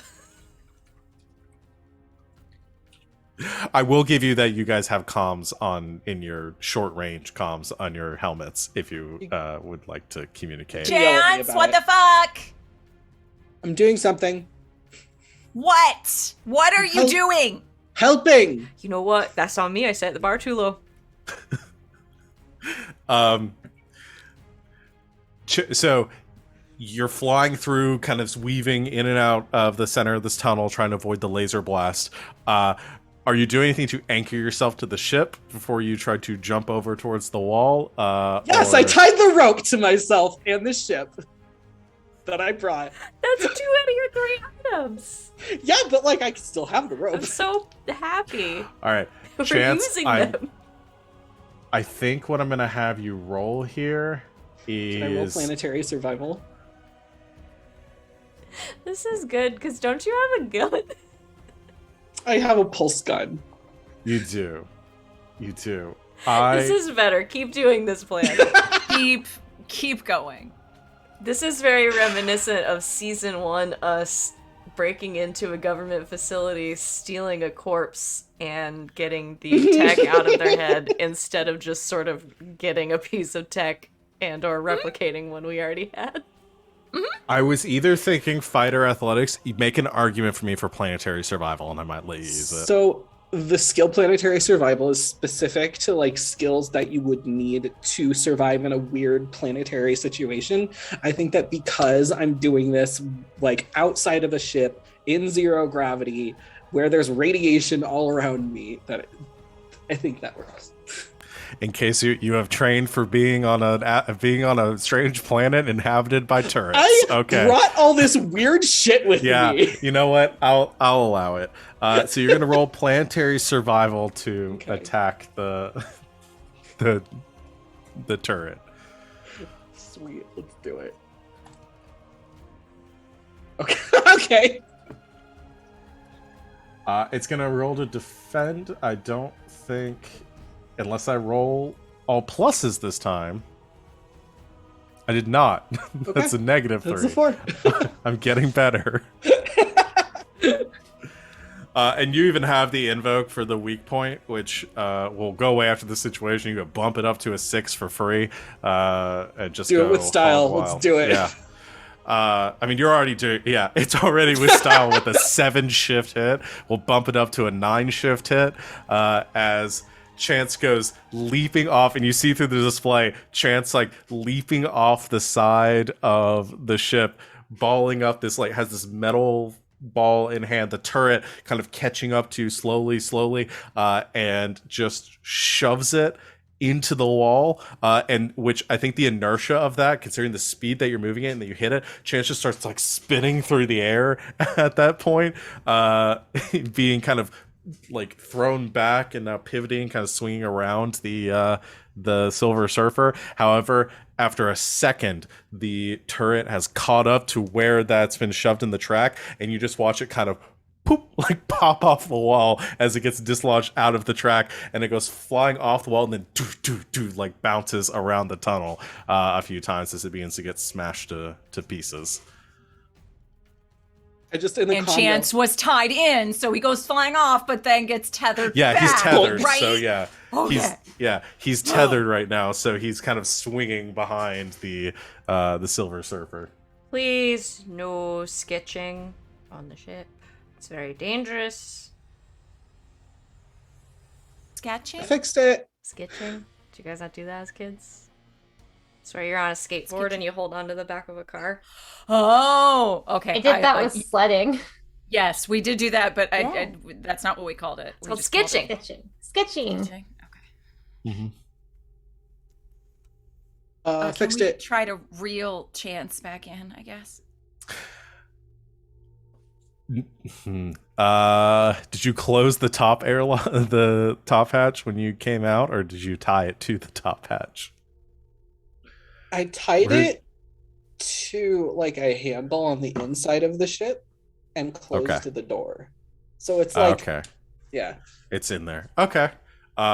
Yes, somebody can head into the airlock and pull Chance in. Am I a bad influence? Yes, I feel but like you learned it from watching me. There's a short decontamination process before you are allowed. You can get back into the ship itself, but you're good. No signs of breach on your suit yet. Well, did I lose like a minute, 2 minutes? Yeah, a couple of minutes on it. Yeah, Okay. most of that probably the reeling in process. Who went back to help? Because that person would have less too. Was that Impulse? Okay. So the two of you are down a little bit of durability on your spacesuits. You're all back in the ship. Clarity still has control of one of the turrets, but I assume is not shooting it at anything right now. No. Are you just leaving it, or did you like eject it off the wall or something in case you lose contact with? Like, what do you do with the turret that you I'm have just control of? having it like follow us and like Is it waving with a little Yes. like?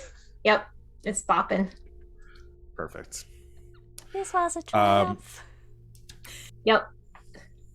You're all back in the cockpit. Some of you breathing hard. The ship in undamaged from the encounter. And as you have that few moments of choke debating whether she's been a bad influence for the members of your group, and all of you are recollecting yourselves from that, and before you really have a chance to think about the fact that there is some sort of defense system down here and what that means, you reach the end of the tunnel. It opens up in front of you, not gradually, but all in one, like there's a core hollow area to this asteroid, suddenly sort of exploding out in every direction. This entire chamber filled with this radiating light that swells around you, and you can see the source of it above you, sort of towards the epicenter of this chamber. There is a dense core. It almost looks like a star at the center of this asteroid that is just go away, just super creepy music. It was that is ready for the reveal.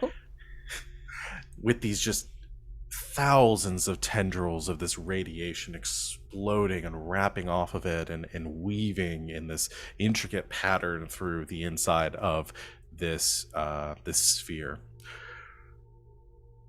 And all of this chamber is also has this metal built into it. And while you're initially distracted by this radiation source, that is not the most outstanding feature in this chamber. Instead, in front of you, dwarfing your own, is an enormous black ship. A gargantuan construction plated in this non-reflective ebony plating, jagged angles, this dreadnought in front of you.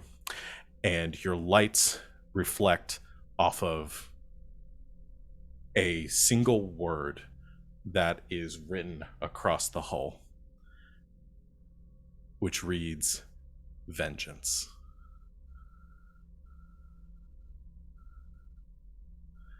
And that is where we are going to take our break.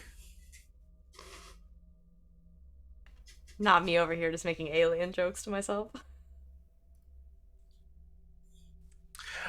So that is, we're going to take a quick break, y'all, and come back and figure out what we're going to do next.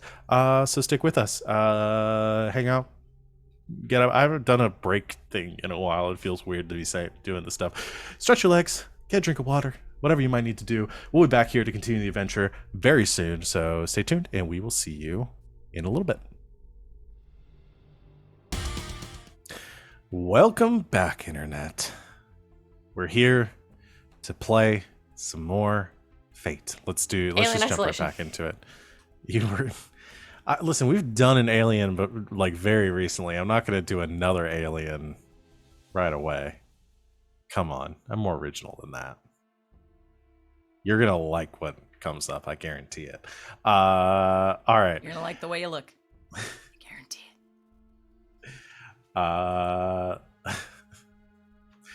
it. Your ship has escaped the danger of these the automated turrets that were patrolling this tunnel, and you see this this glowing orb, this epicenter of this radioactive energy that that you have been dealing with for a while now.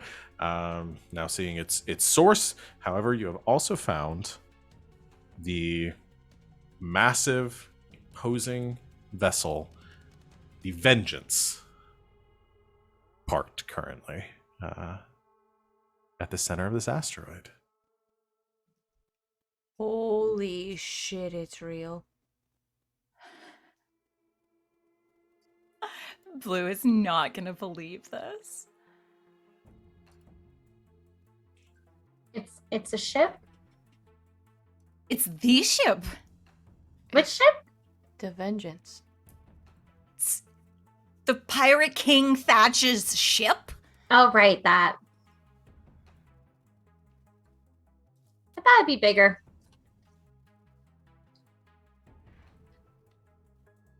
The fact that it's real at all is sort of...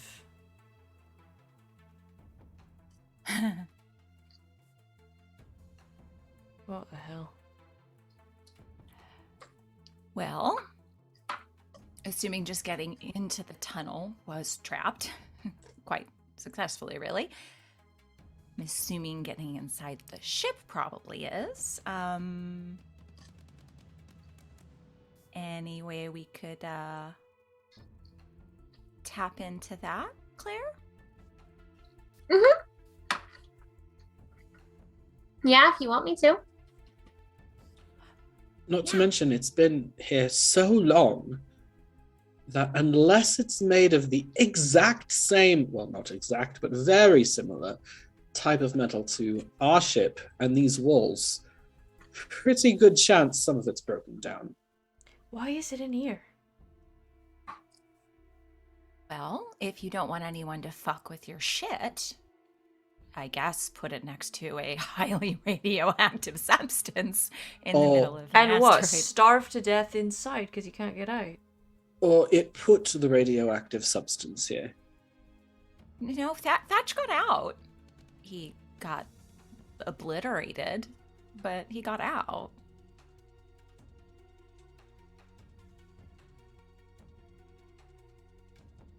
I don't trust it. Well, I can scan it for stuff. Yes. Yeah, please. Okay. I would like to scan the ship for traps and stuff. All right. I think that'd be an investigate roll. Oh no. Well, I have a +1 to that, so we'll see. I'm glad that was literally only Savvy who saw me do that. That's a 0. Little scamp down there like, heh, science. Do you want to use anything to boost that? Well, I don't. I don't have. I have 1 fate point left. There's inspiration, or did those gone after the battle? No, those have not been used. I'll say because those are situational aspects. The weak point is gone because that's no longer applicable to the situation. Mm-hmm. So Inspired? did we use either of the inspired? I don't think we've used Nope. either of those at this point. Okay, yeah, I'll let those hang out for a bit longer. So you can bump it up to a 2. Okay. Then we'll go. So you are scanning for. Essentially, here's what I'm going to do. I'm going to let you ask me 2 questions. Where are the traps? Are there any traps? Essentially, No, where are the traps? where are the traps? Well, that sort of necessitates knowing if there are any. Nope. I feel like the turrets kind of gave it away. Yeah. There are no traps on the ship as you're scanning. Like, the ship is not trapped. It's not ready to explode, anything like that. There is it sort of necessitates me giving you a little bit of information beyond that question to answer this, but I assume you're running scans utilizing some of the scanners that are on board the Silver Surfer, and I can't believe we named the ship that. The more you say it, the more I'm glad that we named it that. And yeah, I named it that. yeah. I know, but none of us argued. That's true. So you utilizing some of that, you get a couple of readouts. One, the ship appears to be almost entirely offline. Like, there's no power running on the ship right now. There is, like, you do pick up a faint trace of there's some sort of backup system that is still running, which is impressive considering how long the ship must have been here for. But it is not enough to power the entire vessel. So something about the ship is offline. There does seem to be some sort of defense system in place. But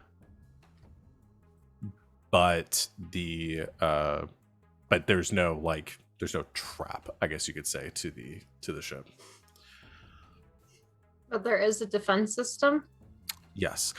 Something along the lines of you're gathering that if the ship is breached in any way, or there is some sort of like biometric scanner or something in place that may be triggered if anyone enters the ship. But that doesn't appear to be connected to any sort of like you said, no traps in the traditional sense. Like, you don't sense any more of the turrets, anything like that. I will give you one piece of information is the system itself that is in place. I don't think you know exactly what this means, but it does have a designation, acronym of some sort, DREADNOT.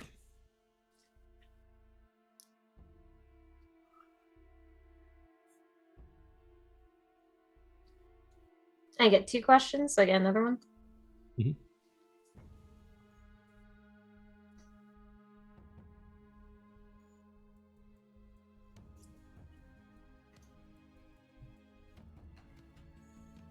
When's the last time this ship was accessed? You check some of the logs on like how long this security system has been activated, since the last time it was disabled, and are able to gather kind of how long the ship has been here for. Roughly, you probably have the exact readout of days, months, years, hours, seconds, all that.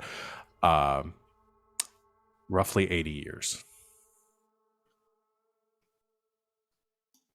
And that lines up with the last hurrah of Captain Thatch. Yes.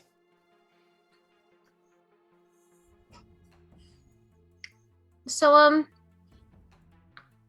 the ship's a little weird. Like, it has a defense system, but not like really traps rigged to it. And it's also hasn't been accessed for like 80 years, so. Since Thatch put it here and, well, kicked the bucket, so. So, did you see if there was anything about, I don't know, how to not trip the defense system? No.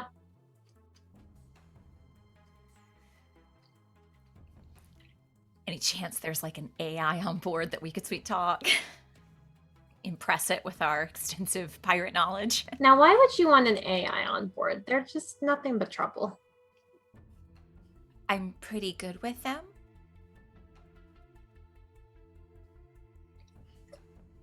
You say so. Well, I mean, AI we can- standard on ships 80 years ago.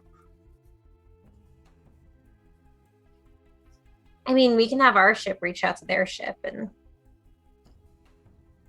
see if anyone answers, but the security system hasn't been accessed in 80 years. So, like, even if there was an AI doing upkeep or something, like, it hasn't could- done anything in 80 years. If not, at very least, we could see if it could give us permission to board. I mean, again, that's assuming that there is an AI. Let's check then. Okay.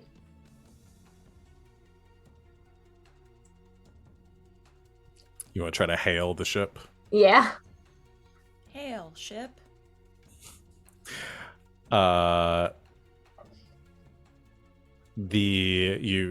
hail it a few times, giving your call signs, whatever it would be. No response.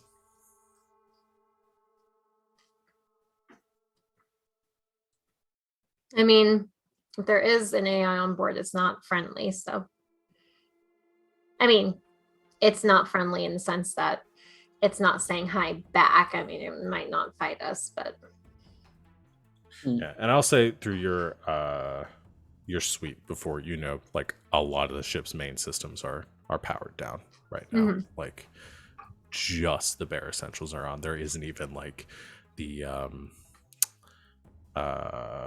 life support is currently offline too.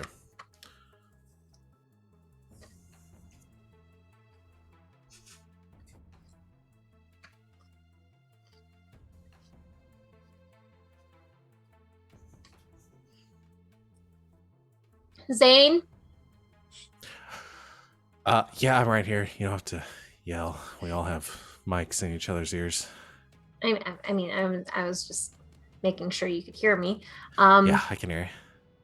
So, would you be able to like help me disable the defense system that it has in place, or? I guess it depends. With this class of ship, I mean, I've never seen anything like this before, but if you could get me to the terminal that controls the security system, I could probably disable it. Yeah. Okay. So Zane and I go in, disable the security system, and everyone else comes. And once you and Zane are finished, you return right back to the ship because we only have 20 minutes each. Yeah.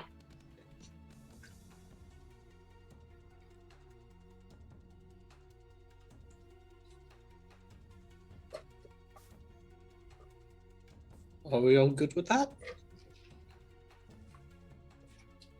Can't really think of any other options at the moment. Other than maybe taking that rope of yours and, I don't know, towing this thing back up through the tunnel. Are we sure I shouldn't go with you? No, we're not. We're not sure about that. Maybe having guns would be a good thing. Maybe. I mean, I have a gun. Maybe having a choke would be a good thing. Yeah, that's fair.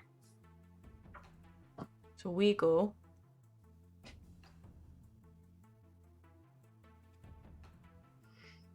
And Chance and I take a peek at that thing, pointing at the gigantic radioactive thing. I mean, so we could at least say we did, right?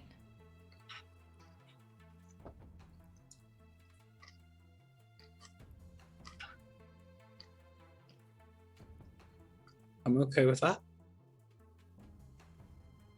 Might as well. Just keep the ship running. You know.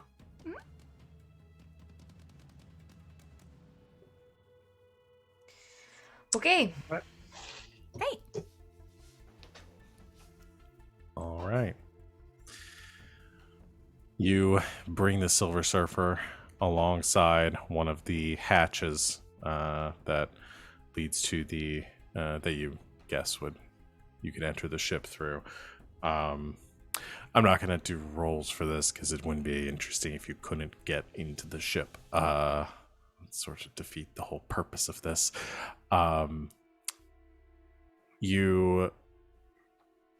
So Zane, Choke, and Clarity head out through the airlock, pushing across spanning the slight distance between, I assume maybe Choke going first, spanning the distance between the Vengeance and the Silver Surfer, taking a crowbar or something and prying the door open, leading into the Dreadnought's airlock. And the three of you slip inside while Impulse and Chance take the Silver Surfer up top to where the energy signature is originating from. I'm going to start with the ship crew. Or that could be either of you. I'm going to start with the Vengeance crew. You enter this airlock, and there's obviously a second door inside, so you pull the first one closed, and then using there's some emergency release in here, you open that, pull that one open as well, heading inside. As you enter wherever you are in the Vengeance, which it's impossible to tell given the size of this ship. I mean, it is huge. It would probably take a crew of close to like 100 to like you could fit hundreds of people on this ship. Whether or not it would take that many people to crew it, you're not sure, but this is a massive vessel. The ship is dark, save for the slightest bit of like emergency lighting that seems to be powered, that these red trails that run along the floors off to your direction and splitting off to the hallways. And the air in here is thick with like almost like dust, essentially just kind of like hanging in the air around you, that your lights on your helmets are catching as you're sweeping back and forth.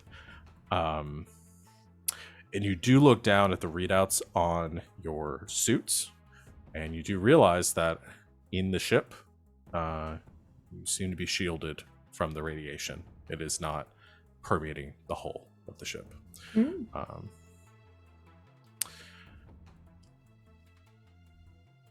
Where do you go? What do you do? What are you looking for?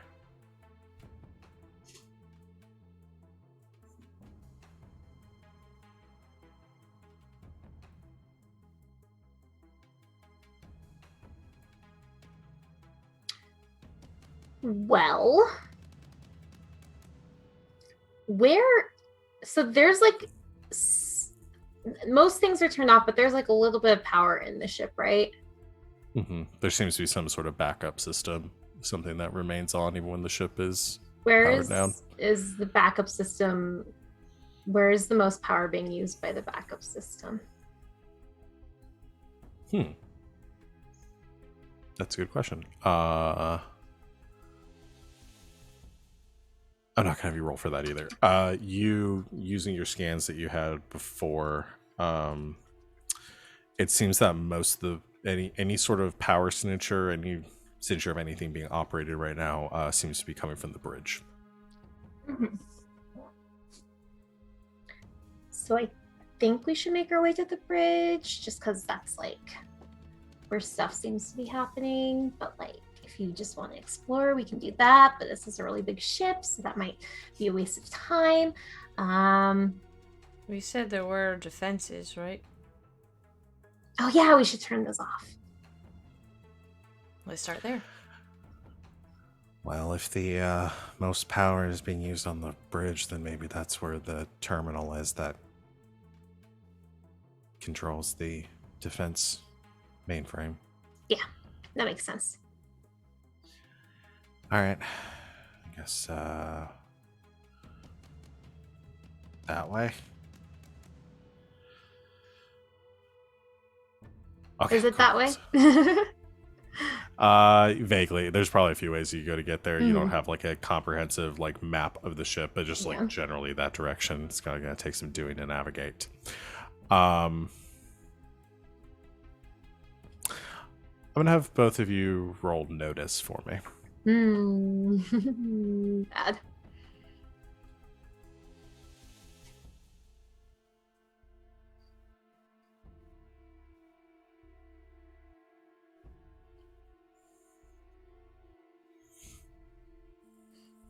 Three. 2. Okay. Hold please.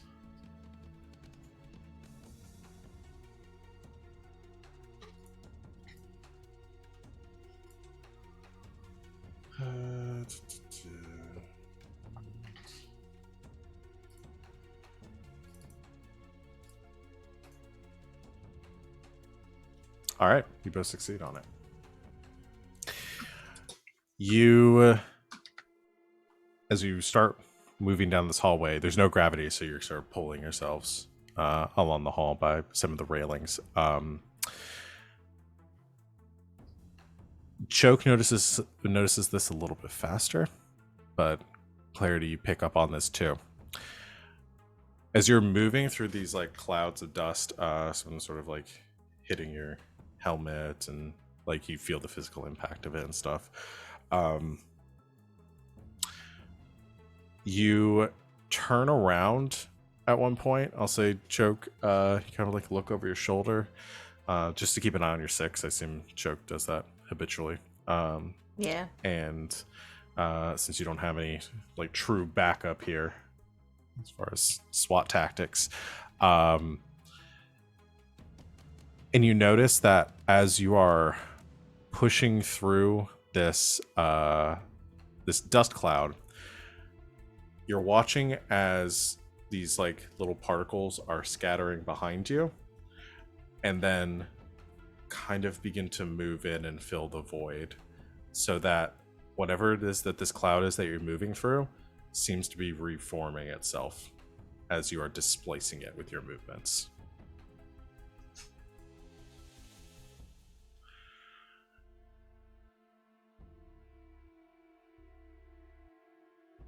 Okay, I'm no scientist, but I don't think dust usually does that. No, not normally.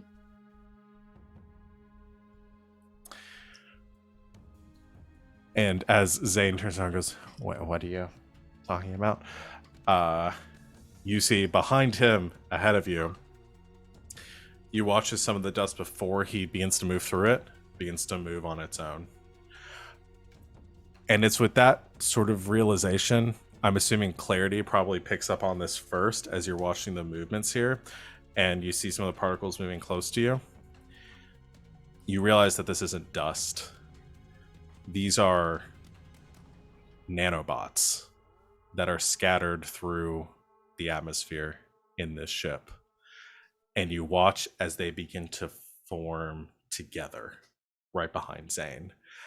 And slowly at first, this like mass begins to form of them as they expand out, and it almost creates this like liquid appearance to it, like oil or some other black viscous substance, as it like forms in a ball.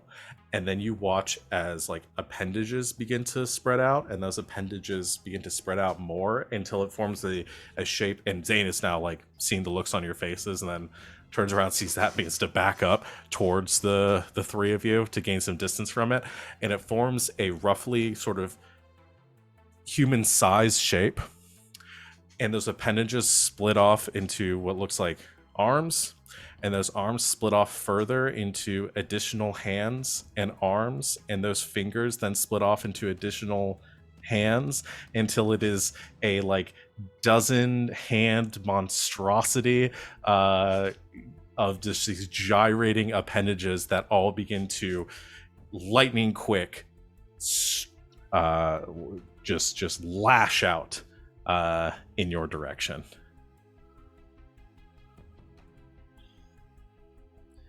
What do you do?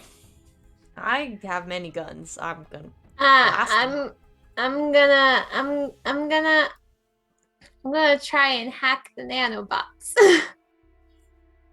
Okay. So we're going to do this in initiative order then, as we're going to enter in. We're going to do like one quick round initiative, and then I'm going to go back to the others, and then we'll come back and see what y'all want to do after that. So let me put on some combat music. This is my Doom soundtrack. So This song is called You Are Better Off Dead, and I take serious offense to that. initiative is done based on notice. The notice for Dreadnought is 6. Does anyone have a better notice than that? Oh, I just realized that I have noticed as fair and I didn't add +2 to my roll earlier. Oh no. Well, you'll saw it anyway. I have a 1. Okay. So you have a 2 clarity. Mhm. Zane, can somebody pull up Zane's sheet and just have it? I got it.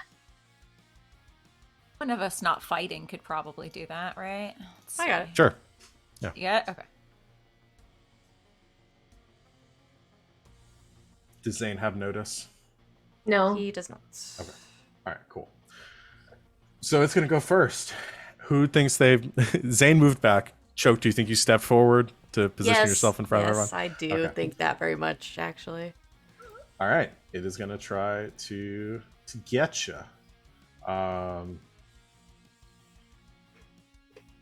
right. It is going to roll athletics because it is trying to grab you. It has a stunt called Nano Arms. Oh, good. Because of your powerful manipulator tentacles, you gain +2 athletics when creating advantages related to grabbing, grasping, or holding on to something. So that's going to put it at a 7. Okay. I mean, joke's on it. I have pretty good arms, too. You can defend with whatever you think might be appropriate, athletics, or if you can think of something else that might help here. I mean, I have... See, I don't know, because I have a couple of them. So I have athletics, I have physique, and I have fight. Mm-hmm. I feel like probably... I mean, if I was going to argue for any, I'd probably argue for fight, because I think if something lashes out, the hand-to-hand Sure. instincts kick in. Yeah, you can defend with fight. Okay. Do I have anything for this? I have not used a single stunt. Let's do attack with fight. Dang it. So close. Oh my god. I didn't roll very good. What are the odds of me rolling all minuses twice in the Okay, same well, I game? rolled a Oh 2. my god. You rolled a 3. No, hold on. I have stuff for this. Can I invoke an aspect? Please? Okay. Yes, you can. It's not itching for a fight. I think the instincts kick in. I think Choke's ready for this. Okay. I will allow that. Okay. You, So 4.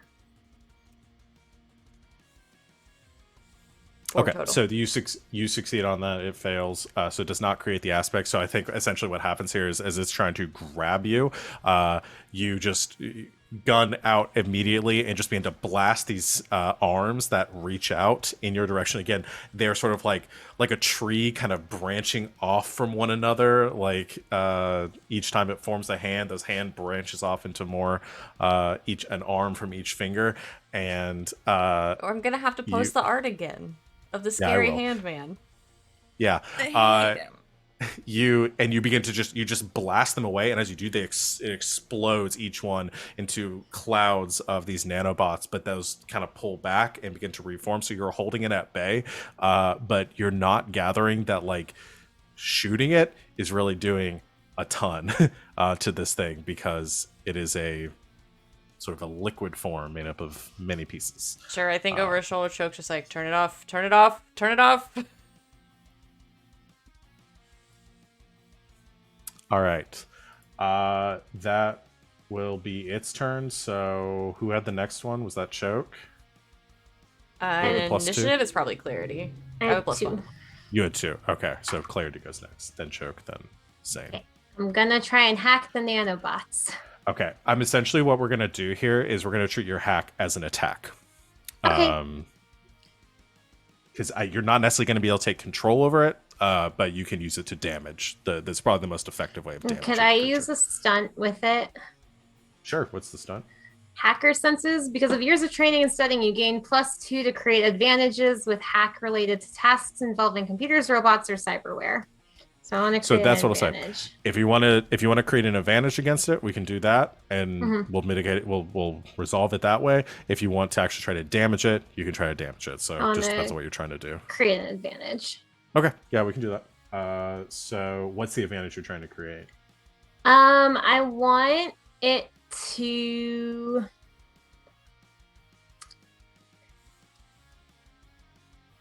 I want it to become so dense that it's easier for Choke to damage it with guns, because I'm imagining that it's created like a thing, but they're still so spread out and liquidy that it's hard to actually hurt them. Whereas if we make it denser and smaller and more compact, it would be easier to damage more with blasts and stuff. Sure. Okay, so you roll with hack. It's going to defend. I'm using the physique trait here as sort of its machine constitution for this, so it's going to defend with physique. It doesn't have a +10 to that. That's not. And then I get a +2 because of my stunt, right? Yes. Another +2, so it's plus. +6. Yeah. That's a 5. It also rolled a 5. So it tied. Which on a tie, you gain a boost instead of a situation aspect. So since we were trying to create one, you're trying to make it more dense. How can we do this so it's not quite as... I think it'll be a boost, so it's only going to work once. That's what we're going to do here. So they're temporarily magnetized together. Mm-hmm. All right, we'll go with that.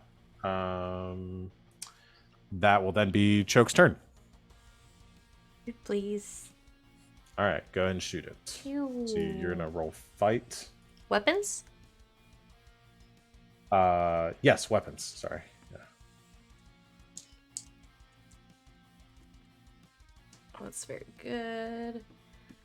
This one, 5. Okay, it's gonna defend with fight here. You rolled a 4. Do you want to use the boost? To make that, you could make that a major succeed with style if you did.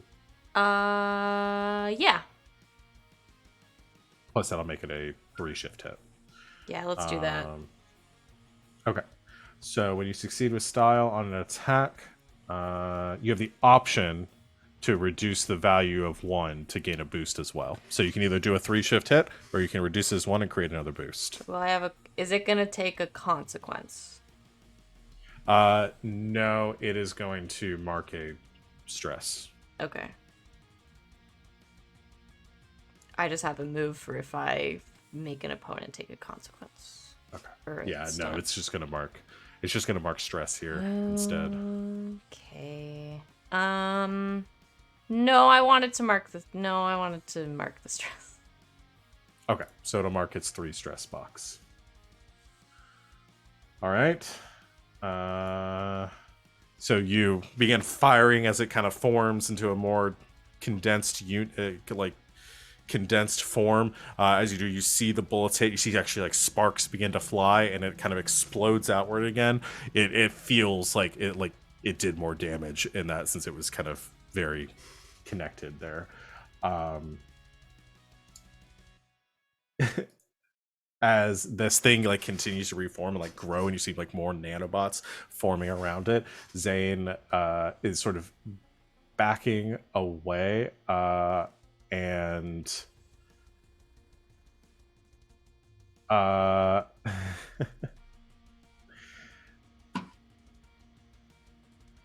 yeah, Zane I think says, so are we like fighting this thing or running away from it or getting around it? What are we doing here?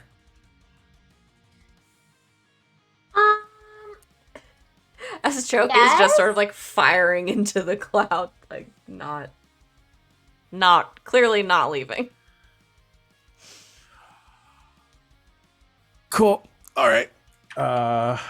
Zane is going to use a stunt here. He has that's always making useful things. You don't ever have to spend a fate point to declare that you have the proper tools for a particular job using crafts, even extreme situations.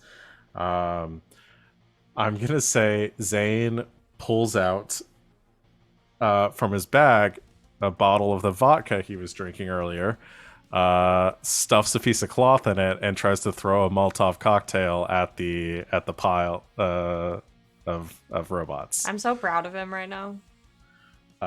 He's not very good with weapons, but he's going to try his darndest.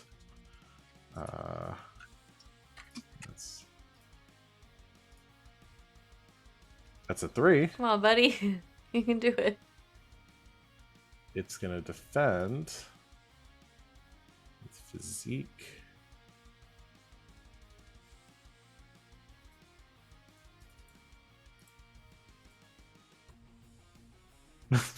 There's my all pluses. What the fuck? When I'm rolling against myself. Oh my god. He did his best. I don't think he can get that up to his success. He only gets 1 fate point. He real tried. He did really try.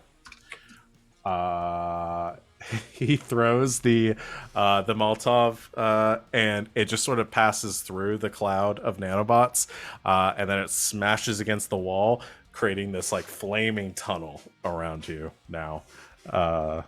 So that's where your situation is at right now.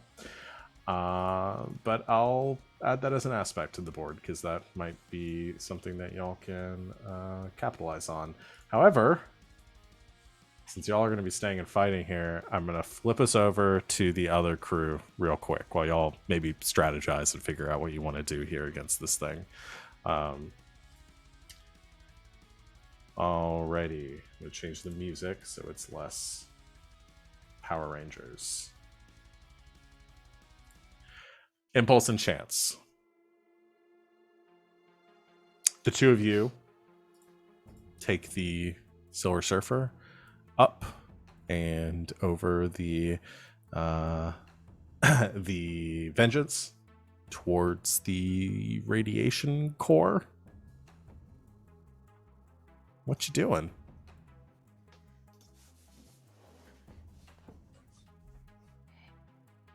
Is there a way to see, like, this isn't just like naturally occurring, right? Like someone put this here, right? Well, hard to tell. Can the ship tell? Like with all the scanners and things? Can the ship tell? Do you try? Do you try to investigate it? Yeah, I'll try to investigate it. All right. Using the hell out of that investigation roll today. Hell yeah. Let's see. Pass that 2. Okay. I don't think that would be enough for you to figure out something like this. I'd probably put this difficulty at a 4. So if you want to, you could potentially get there if you use an aspect. If you want to spend a fate point. We also have some, I think, one more free inspiration on the table right now. I have 1 fate point, so We have a free I do inspiration have a free too. inspiration. Let's use the free inspiration. All right. So what is it exactly you're trying to figure out? Is what the source of this thing is? How long it's been here? Yeah, we're trying to figure out if it was naturally placed, or if it's naturally occurring, or if somebody put it there. Okay. You gather from the ship scanners and looking at this this energy source is that it is not natural to this to this asteroid. This seems to have been purposefully placed here, and in fact, you do realize as you're scanning it is that it appears to be sort of anchored here, like something is containing it. There's some sort of core to it, like a physical core, something that's giving off this radiation. And something is, well, I'll tell you, you'll be able to, you can figure out what it is. So this core, this highly radioactive substance that's giving off these waves, is being anchored here by the Vengeance.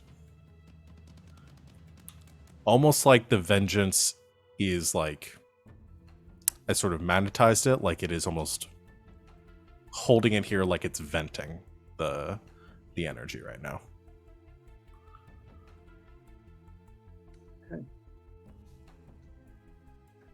So if we try to remove the Vengeance, This becomes much bigger problem.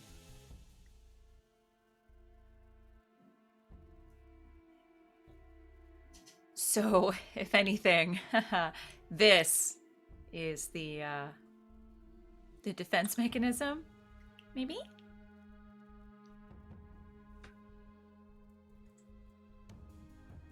Maybe. That you son of a bitch.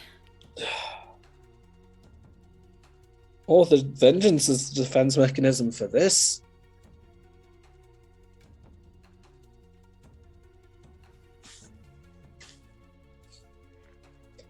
We can't move either. Without something exploding, yeah. It does seem... Wait, just to double check, this is Sam. Just to double check, there was like a core to it, right? Like there's something in the center. Mm-hmm. Okay. Like, I mean, essentially like a plutonium core, except whatever unknown element thing. is A thing giving off this. Yeah. Okay. Well, didn't the thingy do this too? I mean, like, It did. Is this entire asteroid doing what, like, the little PC of 8 did? Or is there a way to, like, That's more exactly what I was compactly thinking. contain it? That we need to contain this in a smaller... Well, we'd need to know how big it is first. But if we can figure out its size, potentially we could contain it and get the Vengeance and this thing. So we need a lot more of this metal. Then. Maybe. The ship is made out of this metal. The Vengeance isn't. What if we put it in our ship? If it's small enough, and we take the Vengeance. That is a thought. We would need to get the Vengeance, like, working first. Of course. Well, this might be enough to power it.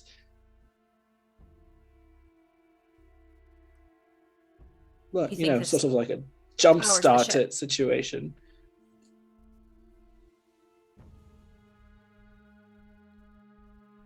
Okay. Um, Do you know how to do that? Well, no, but Zane might. Great. We'll get Zany back over here and get started on that. Then? There's one problem. What's that? We need to get whatever it is in that core.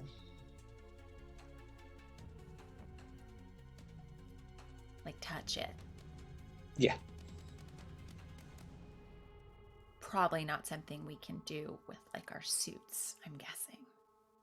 Well, not for long. Our suits are protective. I would imagine that it would decrease the amount of time that we could use them. I am making logical jumps here.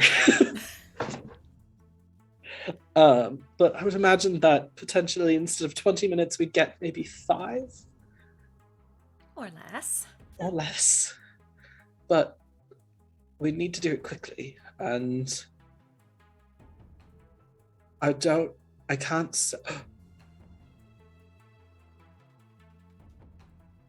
You just have brainwave. I saw it on your face. What? I have. Well, this is a sort of last resort situation. We were given that last resort antidote. I think this might be a good situation to use it in. So you want to go out there, stab yourself with several needles to give yourself a little extra time? Who better to do it than a scientist? It's an experiment. More than willing to do that. There is a very fine line between bravery and ridiculous. You know that, right? Of course. I'm not being brave. If it were brave, I'd be afraid.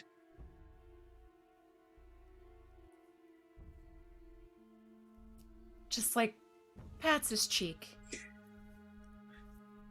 We don't give you enough credit. Right. Okay. Can we do like some better scannies and try and I want as much info about that core thingy as possible before anyone goes out there. Yes, of course. Yeah. Let's see if we can determine if it's even possible to do this first. Okay, maybe we should get Zany back over here then. Zany, we kind of need you back on the Silver Surfer. Could you come on back? You hear a click, and then you hear like of like gunfire, and Zane says, "A little busy right now. Oh boy, it's a lot of fire." What are you shooting? What's being shot at? I want to go back over to the other group. It is the let's go ahead and put the grunge rock back on. It is Dreadnought's turn, and Dreadnought is not happy with Clarity. I think identifies her as the biggest threat right now, given the hacking, and it a few of these hands. I think you watch as like some of it splits off and then like reforms next to Clarity, and a bunch of these hands like lash out in your direction. Their fingers sort of extending out into almost like blades. So it is going to try to hit you. This is not the tickle monster anymore. This is fucking Freddy Krueger shit. What the hell? It's whatever I want it to be. All right, it's gonna roll fight. Welcome to my world, bitch. So I'm gonna die. It only rolled a 3. So I'm gonna die because I don't roll good in this game. So you could defend with fight. You could defend with Athletics. Do you have something you'd like to defend with, or is it just going to be a flat roll? I think I have athletics. I have athletics at a +1, so Okay. Better than nothing. it's fine. Got a 3. All right. It's going to compel an aspect to, or it's going to invoke an aspect to bump up to a 5. What? I want to do a hit, and On me? it's got 3 fate points right now, so it's gonna try to do a hit on you. Can you invoke anything? What? Can you invoke anything? I mean, I only have 1 fate point left, but yeah, I can. What are you gonna I can- invoke? I can invoke Expert Avoider. That's a good one. That's very literal to the situation. All right, you invoke that, so it turns into a tie, which means it gains a boost, but it does not do damage to you. So, what you just like limbo out of the way? Yeah, I like to think it's like one of those like slow motion Matrix things. Yeah. You sort of limbo, like, yeah, you do your matrix dodge, and there's the blade fingers sort of skewer over you, and you, since you're not in the matrix and you are not the one, I'm going to say you do fall as part of that, and I will say that it's going to give a boost that Clarity is exposed right now to danger that it might Okay. be able to invoke after. But that will put it to Clarity's turn, I believe. Cool. I want to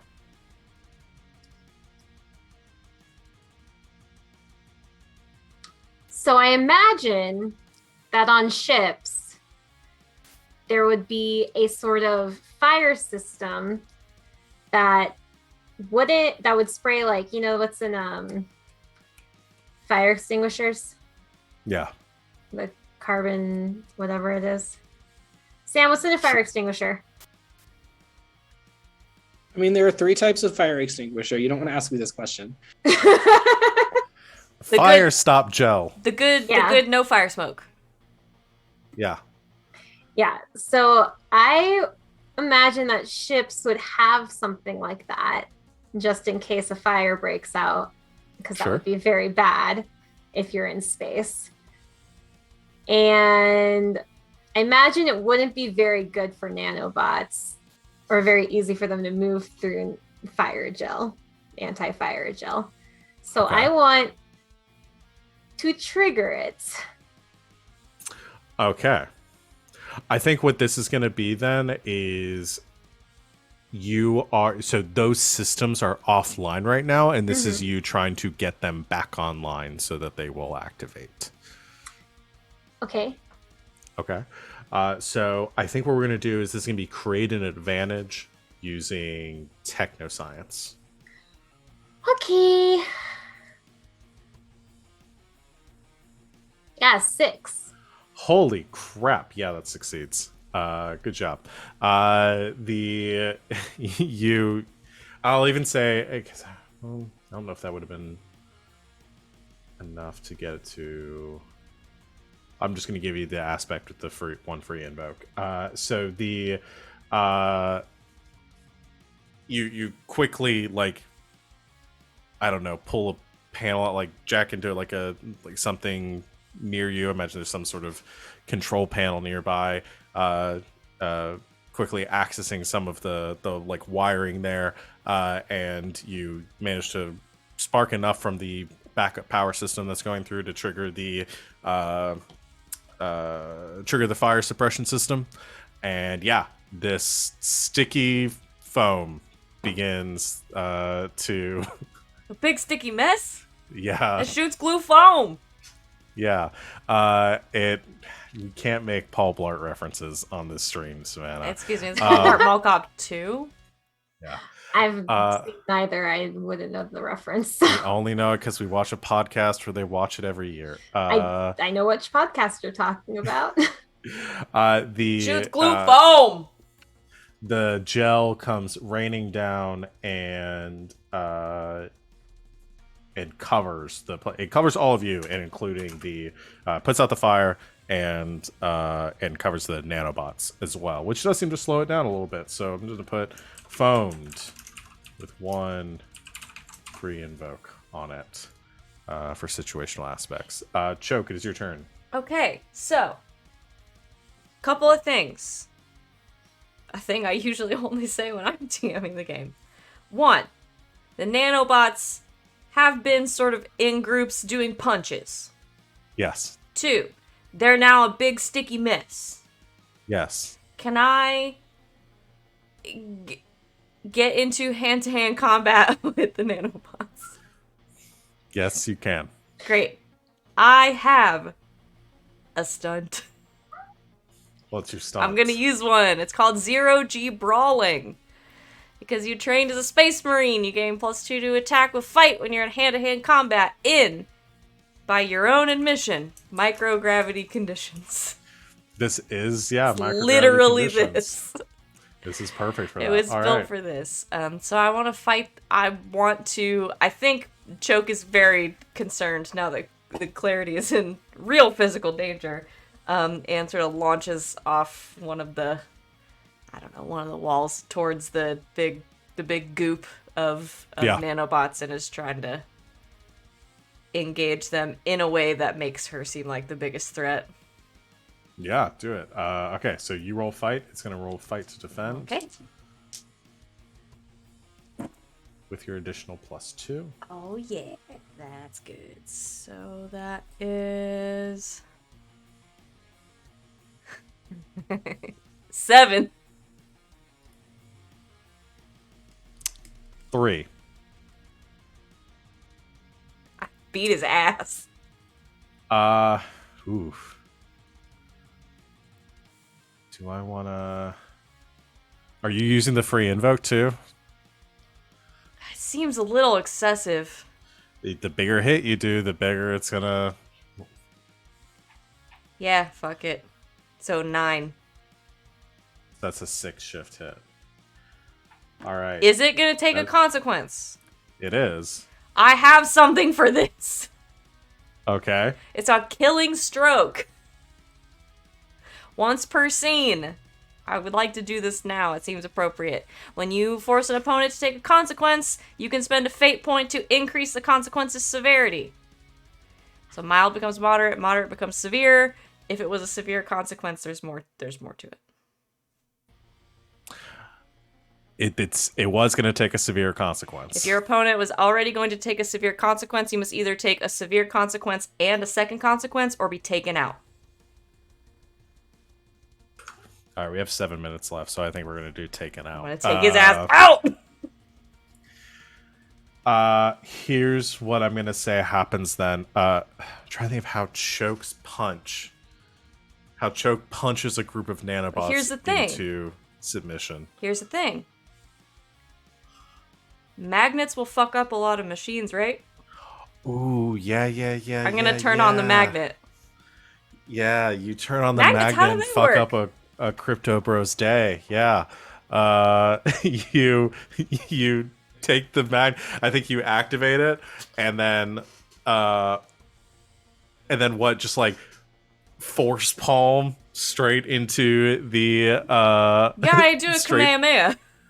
Yeah, straight into the cluster of these, and you watch as you connect with it. A bunch of them are like drawn into like a cluster right where your palm hits, and you see them being pulled through as like your magnet goes into turbocharge, and then it kind of like shorts a bit, and you watch this whole group kind of just begin to rain to the ground as this big cluster falls, and you watch as all the nanobots around you sort of begin to retreat and scatter down the hallways away from you. He's just like, looks at them, looks at the magnet hand, looks back at Zane. Because he built it. It worked. Exactly as I intended.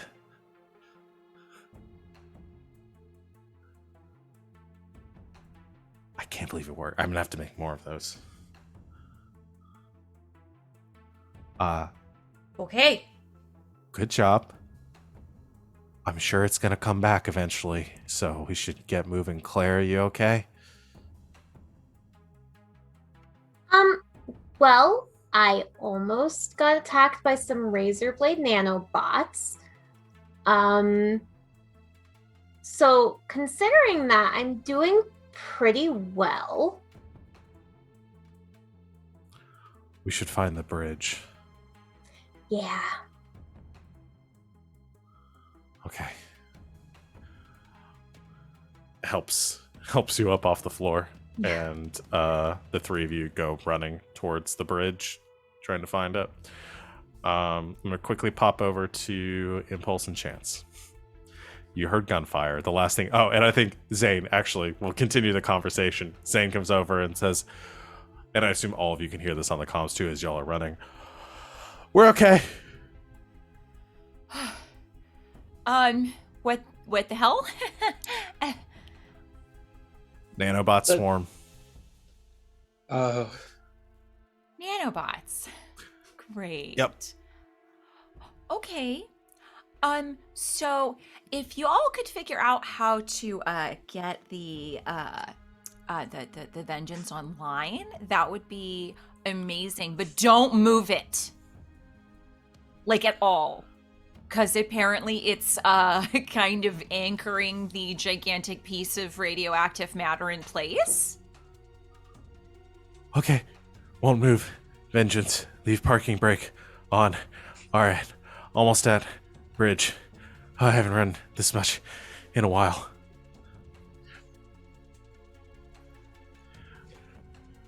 Cool. Y'all, I guess you're not really running. You're pulling yourselves very fast across the through the microgravity, up a stairwell, and then around to the bridge. Is it Chance, Impulse? Is there anything you're doing while they're running specifically? Or are you just waiting to see if they can get it online? just waiting to see if they can get it online right now, I guess. Do we Okay. want to do one more scan to see if we can like pinpoint where this core is? I can investigate one more time to see if I can like figure out how big can it is. I could help her also investigate. My investigate's fair.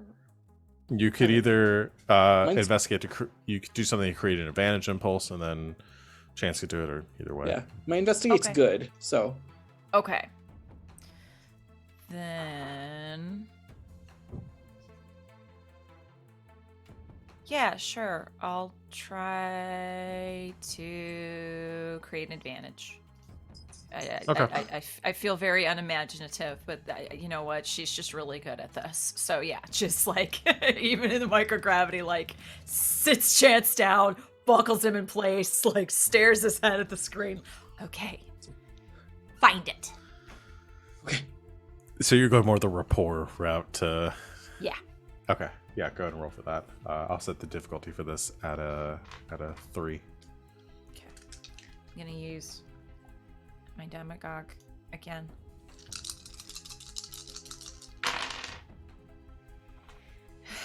Okay, so yet again, the dice are nothing, but my rapport is a +4 and the demagogue is a +2, so it's a 6. You get 2 free invokes on that.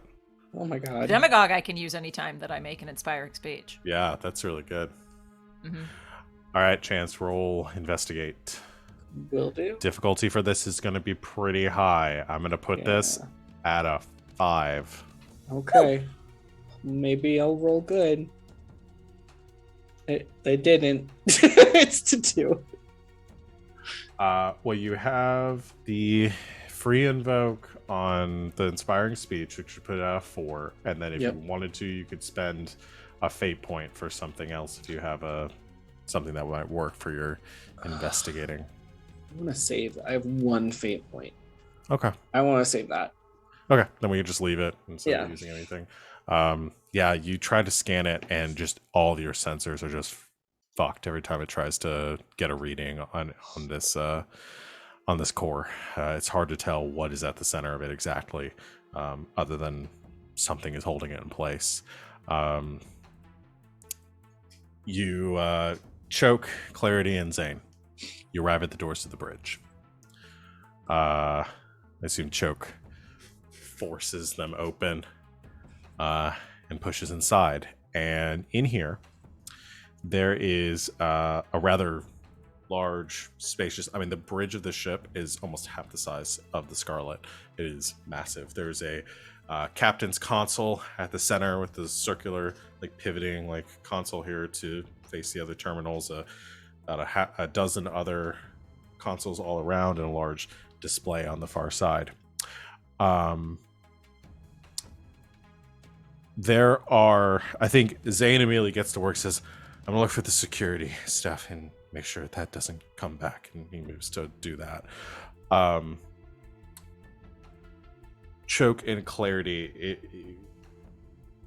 is there something specific that the two of you are looking for here, or should I just tell you what's... I mean, there's, like I said, there's the captain's console, there's some other navigation consoles as well.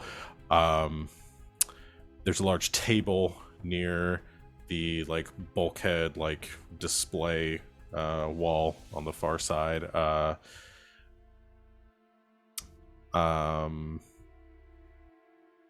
Is there something you specifically want to do when you get in the room? I don't know that Choke really knows what she's looking for. Yeah, I So- feel like, well, we came here to, You want to try to Sign get up. the ship back online? Mhm. Or... yeah, like, I mean, we were trying to, like, figure out, like, what was powering it and turning off the nanobots, like, if there's any more, deactivating them, and then just figuring out more information on the ship. So yeah, I guess getting it back online. Okay. Here's what you... As you look around, you see a couple of things that stand out to you.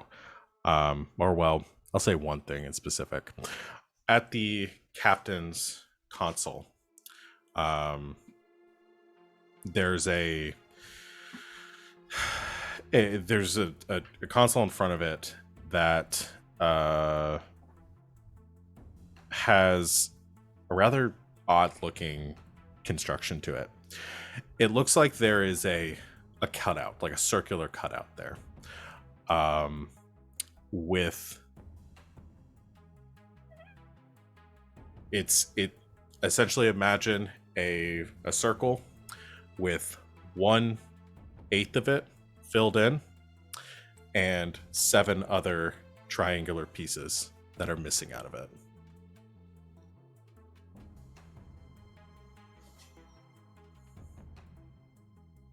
Do either of you have the piece of 8 with you? Or should we say that, or would you like to say that you do? We could spend a fate point if we didn't narrate. I don't think anybody ever narrated that they had it, or they were taking it. Would Impulse and Chance be okay with one of us having it? Totally.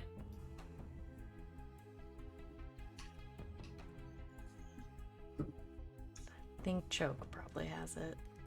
Okay. You want to spend a fate point to say Choke has it? Yeah. Okay. So Choke sees this.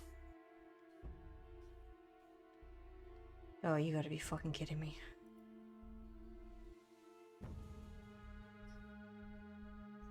What's up? It's gonna, I think, in like an inside jacket pocket, like that's zipped up, so like unzips it, pulls out the piece.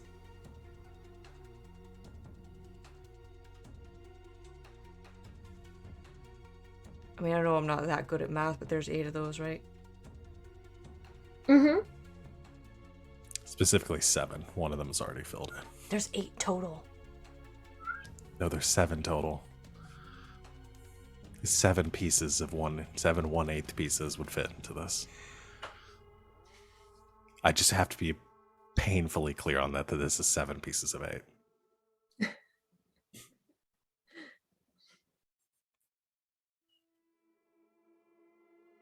Is this stupid? I might. It's like in Pirates of the Caribbean how there's 9 pieces of 8. Now, you know I don't believe in bullshit like this. Mhm. If I put that in there and this thing lights up,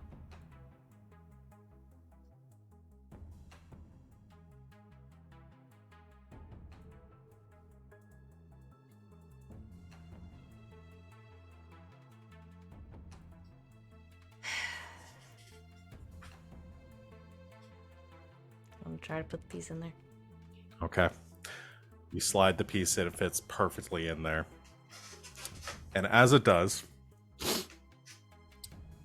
there's a flicker of a power that sort of runs through the terminal. The ship doesn't come on. And in fact, there's a display that lights up on the far side of the room. And a couple of things project on it. One is a full systems readout. And it says, it begins to flicker over the kind of a full readout comes on, and it goes through like a checklist of systems that says offline, offline, offline, and all of them say insufficient power, insufficient power, insufficient power. And the last one that comes up is Davy Drive locked, core inventing mode.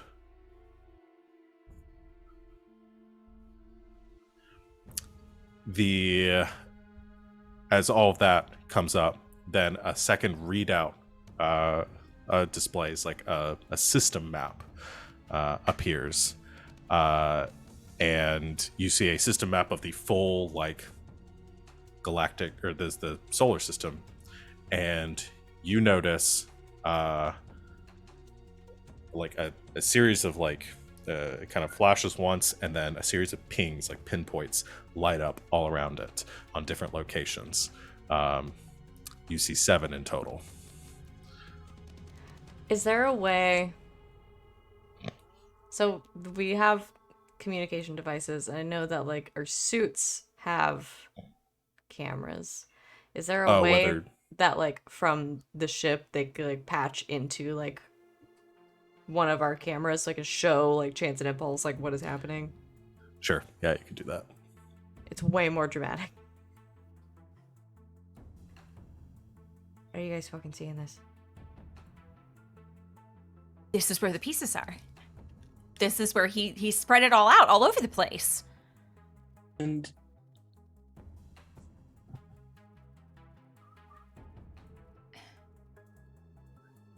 this ship is creating that radiation.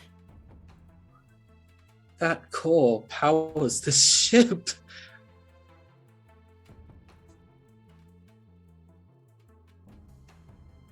So we're gonna take it, right? Oh, hell yeah. You notice Absolutely.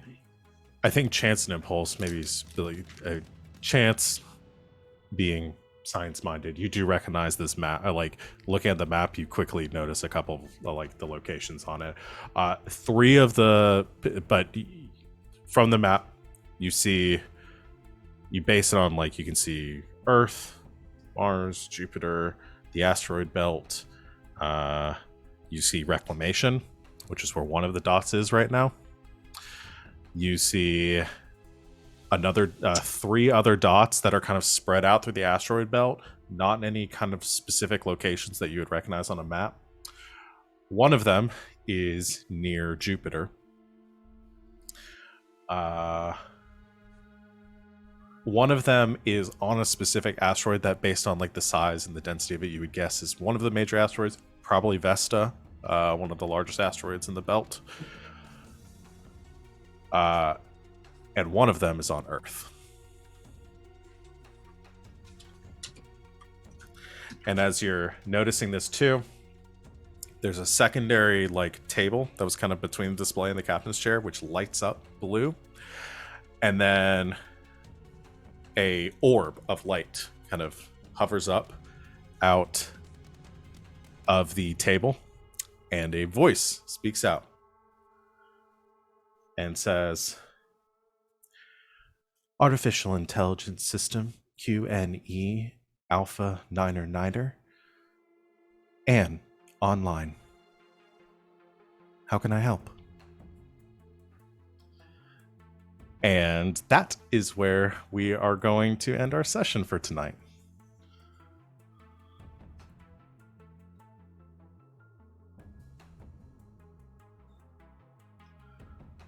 What, y'all are mad that I... Literally no About the one's AI? mad right now. Okay. I just see a lot of head shaking.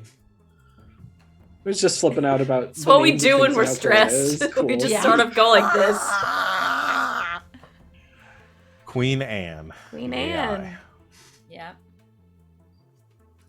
AI of the Vengeance. Yeah, that's gonna be it for tonight, y'all. Good session. We finally got here. The place that I wanted us to be for so long now.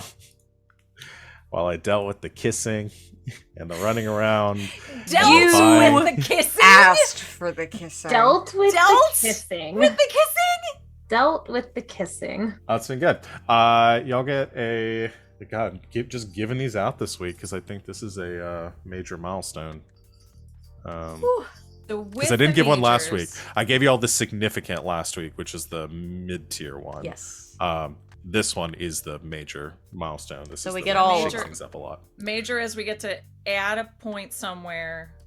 We get to add a.